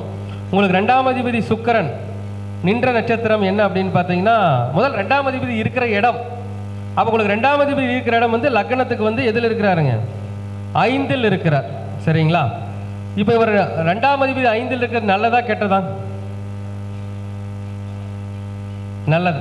நல்லதுங்களா? நல்லது தானுங்க. இருக்கிறதுலையே குறைந்த பாகை அவர் தான். அதான் காலையில் சொன்னேன், இருக்கிறதுலையே குறைந்த பாகை யாரு? 2ஆம் அதிபதி தான். அது மட்டும் இல்லைங்க, இந்த சுக்கிரன் வந்து பார்த்தீங்கன்னா குறைந்த பாகையில் இருக்கிறாரு. ராகுவுடைய தொடர்பும் இருக்கு. அஸ்தங்கமாக இருக்கிறாருங்க, குறைந்த பாகையில் இருக்கிறாரு, ராகுவுடைய தொடர்பை பெற்றிருக்காரு. அப்போ இந்த இடத்துல சுக்கிரன் வலுவுன்னு எடுப்பீங்களா, வலு இல்லைன்னு எடுப்பீங்களா? வலு இல்லை என்றுதான் அர்த்தம். இப்போ நாம் என்ன சொல்லுவோம்?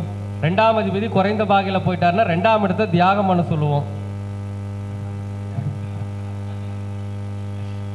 இப்போ குடும்பத்தை தியாகம் பண்ண சொல்லிடலாமா? அப்போ ஒன்று குடும்பத்துடன் இல்லாமல், நான் சொல்றது குடும்பத்தை பிரிச்சுட்டு போக சொல்லிங்க. அதாவது ஒரு வேலை நிமித்தமாக குடும்பத்தை விட்டு பிரிந்திருக்க வேண்டும். இது ஒரு ரூல்ஸ். அப்படித்தான் இருக்கிறாருங்க. சரி, அப்போ நீங்கள் அதிகமாக என்ன பண்ணக்கூடாதுங்க, குடும்பத்தை பார்க்க போகணும். ஒரு மாதத்தில் 1 நாள் 2 நாள், அல்லது அட்லீஸ்ட் 2 வாரத்துக்கு 1 நாள் 2 நாள், அந்த மாதிரியாச்சும் போகணும். இது ஒரு பாயிண்ட்டுங்க. 2ஆம் அதிபதி வலு இல்லை. 2வது பாயிண்ட்டுங்க, பொதுவாக 2ஆம் இடம் ஒருத்தருக்கு வலு இல்லைன்னா நான் அடிக்கடி ஒரு பரிகாரம் சொல்லுவேன். வெள்ளிக்கிழமை அன்னைக்கு சாப்பிடக்கூடாது. முயற்சியெல்லாம் இல்லைங்க, சாப்பிடக்கூடாது. அப்புறம் நாங்கள் பரிகாரம் சொல்கிற வருமானம் வந்துச்சாலே நீங்கள் தானே சொல்லணும். வெள்ளிக்கிழமை அன்னைக்கு காலையிலிருந்து சாயங்காலம் வரைக்கும் சாப்பிடக்கூடாது. வேணா மதியம் ஒரு ஜூஸ் சாப்பிட்டுக்கோங்க. ஏன்னா அது வெய்ய காலம் வேறு, மயக்கம் போட்டு விழுந்துட்டா ஒன்றும் பண்ண முடியாது. அதனால் நீங்கள் மத்தியானம் ஒரு ஜூஸ் சாப்பிட்டுங்க. முக்கியமாக ஸ்வீட்டு மட்டும் சாப்பிடாதீங்க. இன்றைக்கி இலையில ஸ்வீட் வச்சாரு, சாப்பிட்டாருங்களா? பார்த்தீங்களா?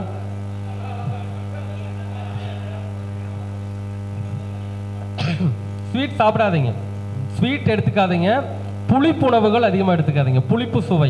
ஏன்னா சுக்கரன்னா புளிப்பு சுவை. இந்த புளி குழம்பு சாப்பிட்றது, ஸ்வீட் சாப்பிட்றதெல்லாம் தவிர்த்துருங்க. அதே மாதிரி இந்த வெள்ளை மொச்சை பருப்பு சாப்பிட்றத தவிர்த்துருங்க. வெள்ளிக்கிழமை விரதம் இருங்க, முடிந்தால் மௌன விரதம் இருங்க. வாய்ப்பு இருக்கா?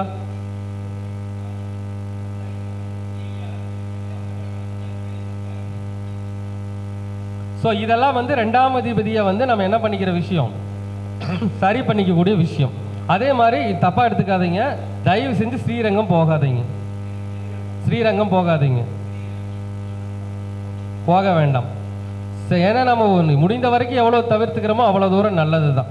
சரிங்களா? ஸோ இதெல்லாம் 2ஆம் அதிபதி 5ஆம் இடத்துல இருந்தாலும் என்ன ஆயிட்டாருங்க, லோ டிகிரிக்கு போயிட்டார். அது ஒரு பிரச்சனை. 2ஆம் அதிபதி வலு குன்றிட்டார். ஆனாலும் அவர் இருக்கிற இடம் 5ஆம் இடங்கிறனால குலதெய்வ வழிபாடு பண்ணணும். ஏன்னா 5ஆம் இடம்ங்கிறது குலதெய்வம் தானே. அப்போ குலதெய்வ வழிபாடு செய்கிறது, உங்கள் குழந்தையோடு இருக்கிறது, அடுத்தபடியாக சிவ வழிபாடு பண்ணுறது, இதெல்லாம் உங்களுக்கு உயர்வை கொடுக்கும். அந்த ரூல்ஸில் தான் வருது.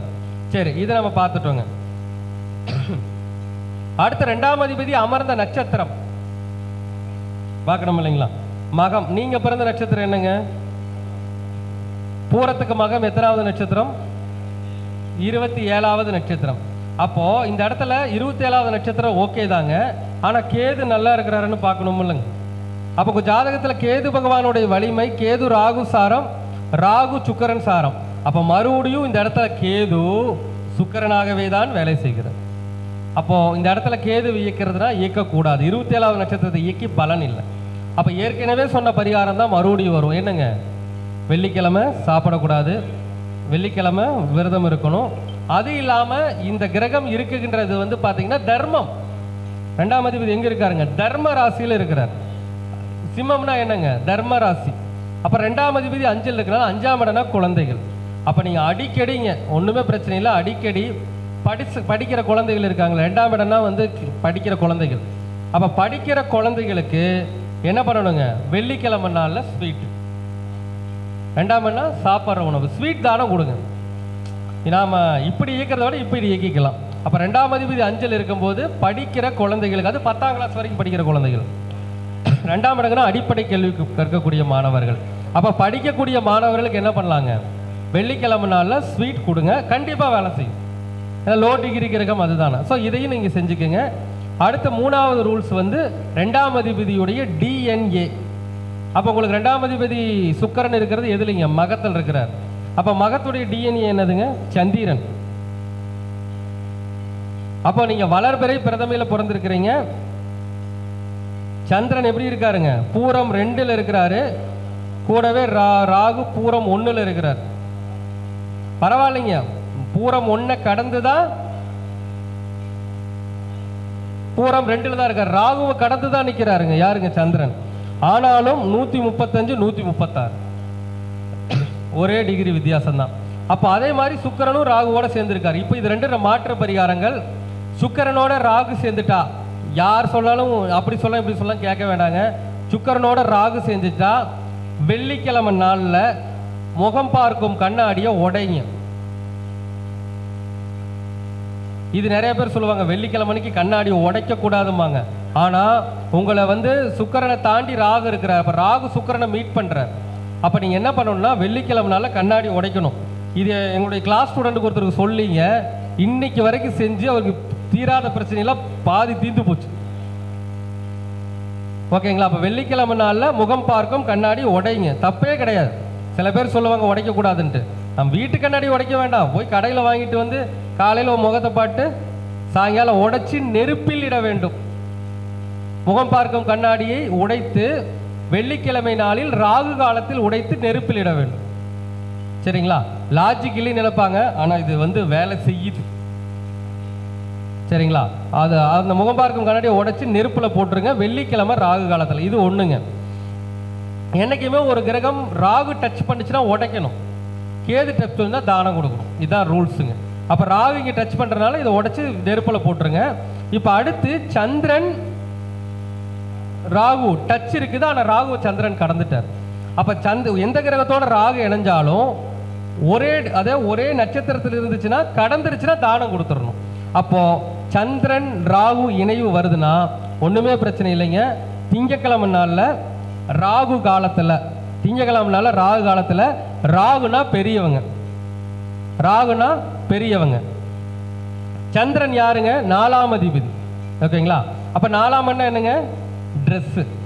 அப்போது பெரியவங்களுக்கு திங்கக்கிழமை ராகு காலத்தில் வயசானவங்க, தாத்தா வயசில் இருக்கிறவங்க, அப்போ வயசானவங்களுக்கு திங்கக்கிழமை நாளில் ட்ரெஸ்ஸு தானம் கொடுங்க, ஆடை தானம் கொடுங்க. தானம் தான் கொடுக்கணும். நீங்கள் சொல்லிட்டாரு கிழிச்சு போட்டுறாதீங்க இந்த இடத்துல. ஏன்னா ராகு சந்திரன் கடந்துட்டார். இதை செய்யுங்க. அதே மாதிரி திங்கக்கிழமை அன்னைக்கு அம்பாள் வழிபாடு செய்யுங்க. திங்கக்கிழமை காலையில் போகிறீங்க, அம்பாள் வழிபாடு செய்கிறீங்க, கம்பல்சரி திங்கக்கிழமை விடாமல் அம்பாள் வழிபாடு பண்ணிவிட்டு ராகு காலத்திலேயே பண்ணுங்கள், ஒன்றும் தப்பு இல்லை. ராகு காலத்திலேயே அம்பாள் வழிபாடு பண்ணிவிட்டு அந்த கோவிலில் வேலை பார்ப்பாங்க இல்லையா, வயசானவங்க ஏதாச்சும் கூட்டி பெருக்கிறவங்க இருப்பாங்க இல்லையா, அவங்களுக்கு அந்த ராகு காலத்திலேயே ஒரு ட்ரெஸ்ஸு தானம் கொடுத்துருங்க. இது டிஎன்ஏ எனர்ஜி படி இந்த பரிகாரத்தை நீங்கள் மேற்கொள்ளலாம். சரிங்களா? எல்லா பரிகாரத்தையும் பண்ணுறீங்க, ஒரு வருஷத்துக்கு பண்ணுறீங்க. அடுத்த வருஷம் புக்கு சென்டர் 1/4 மாறுது. ஓகேங்களா? ஓகே.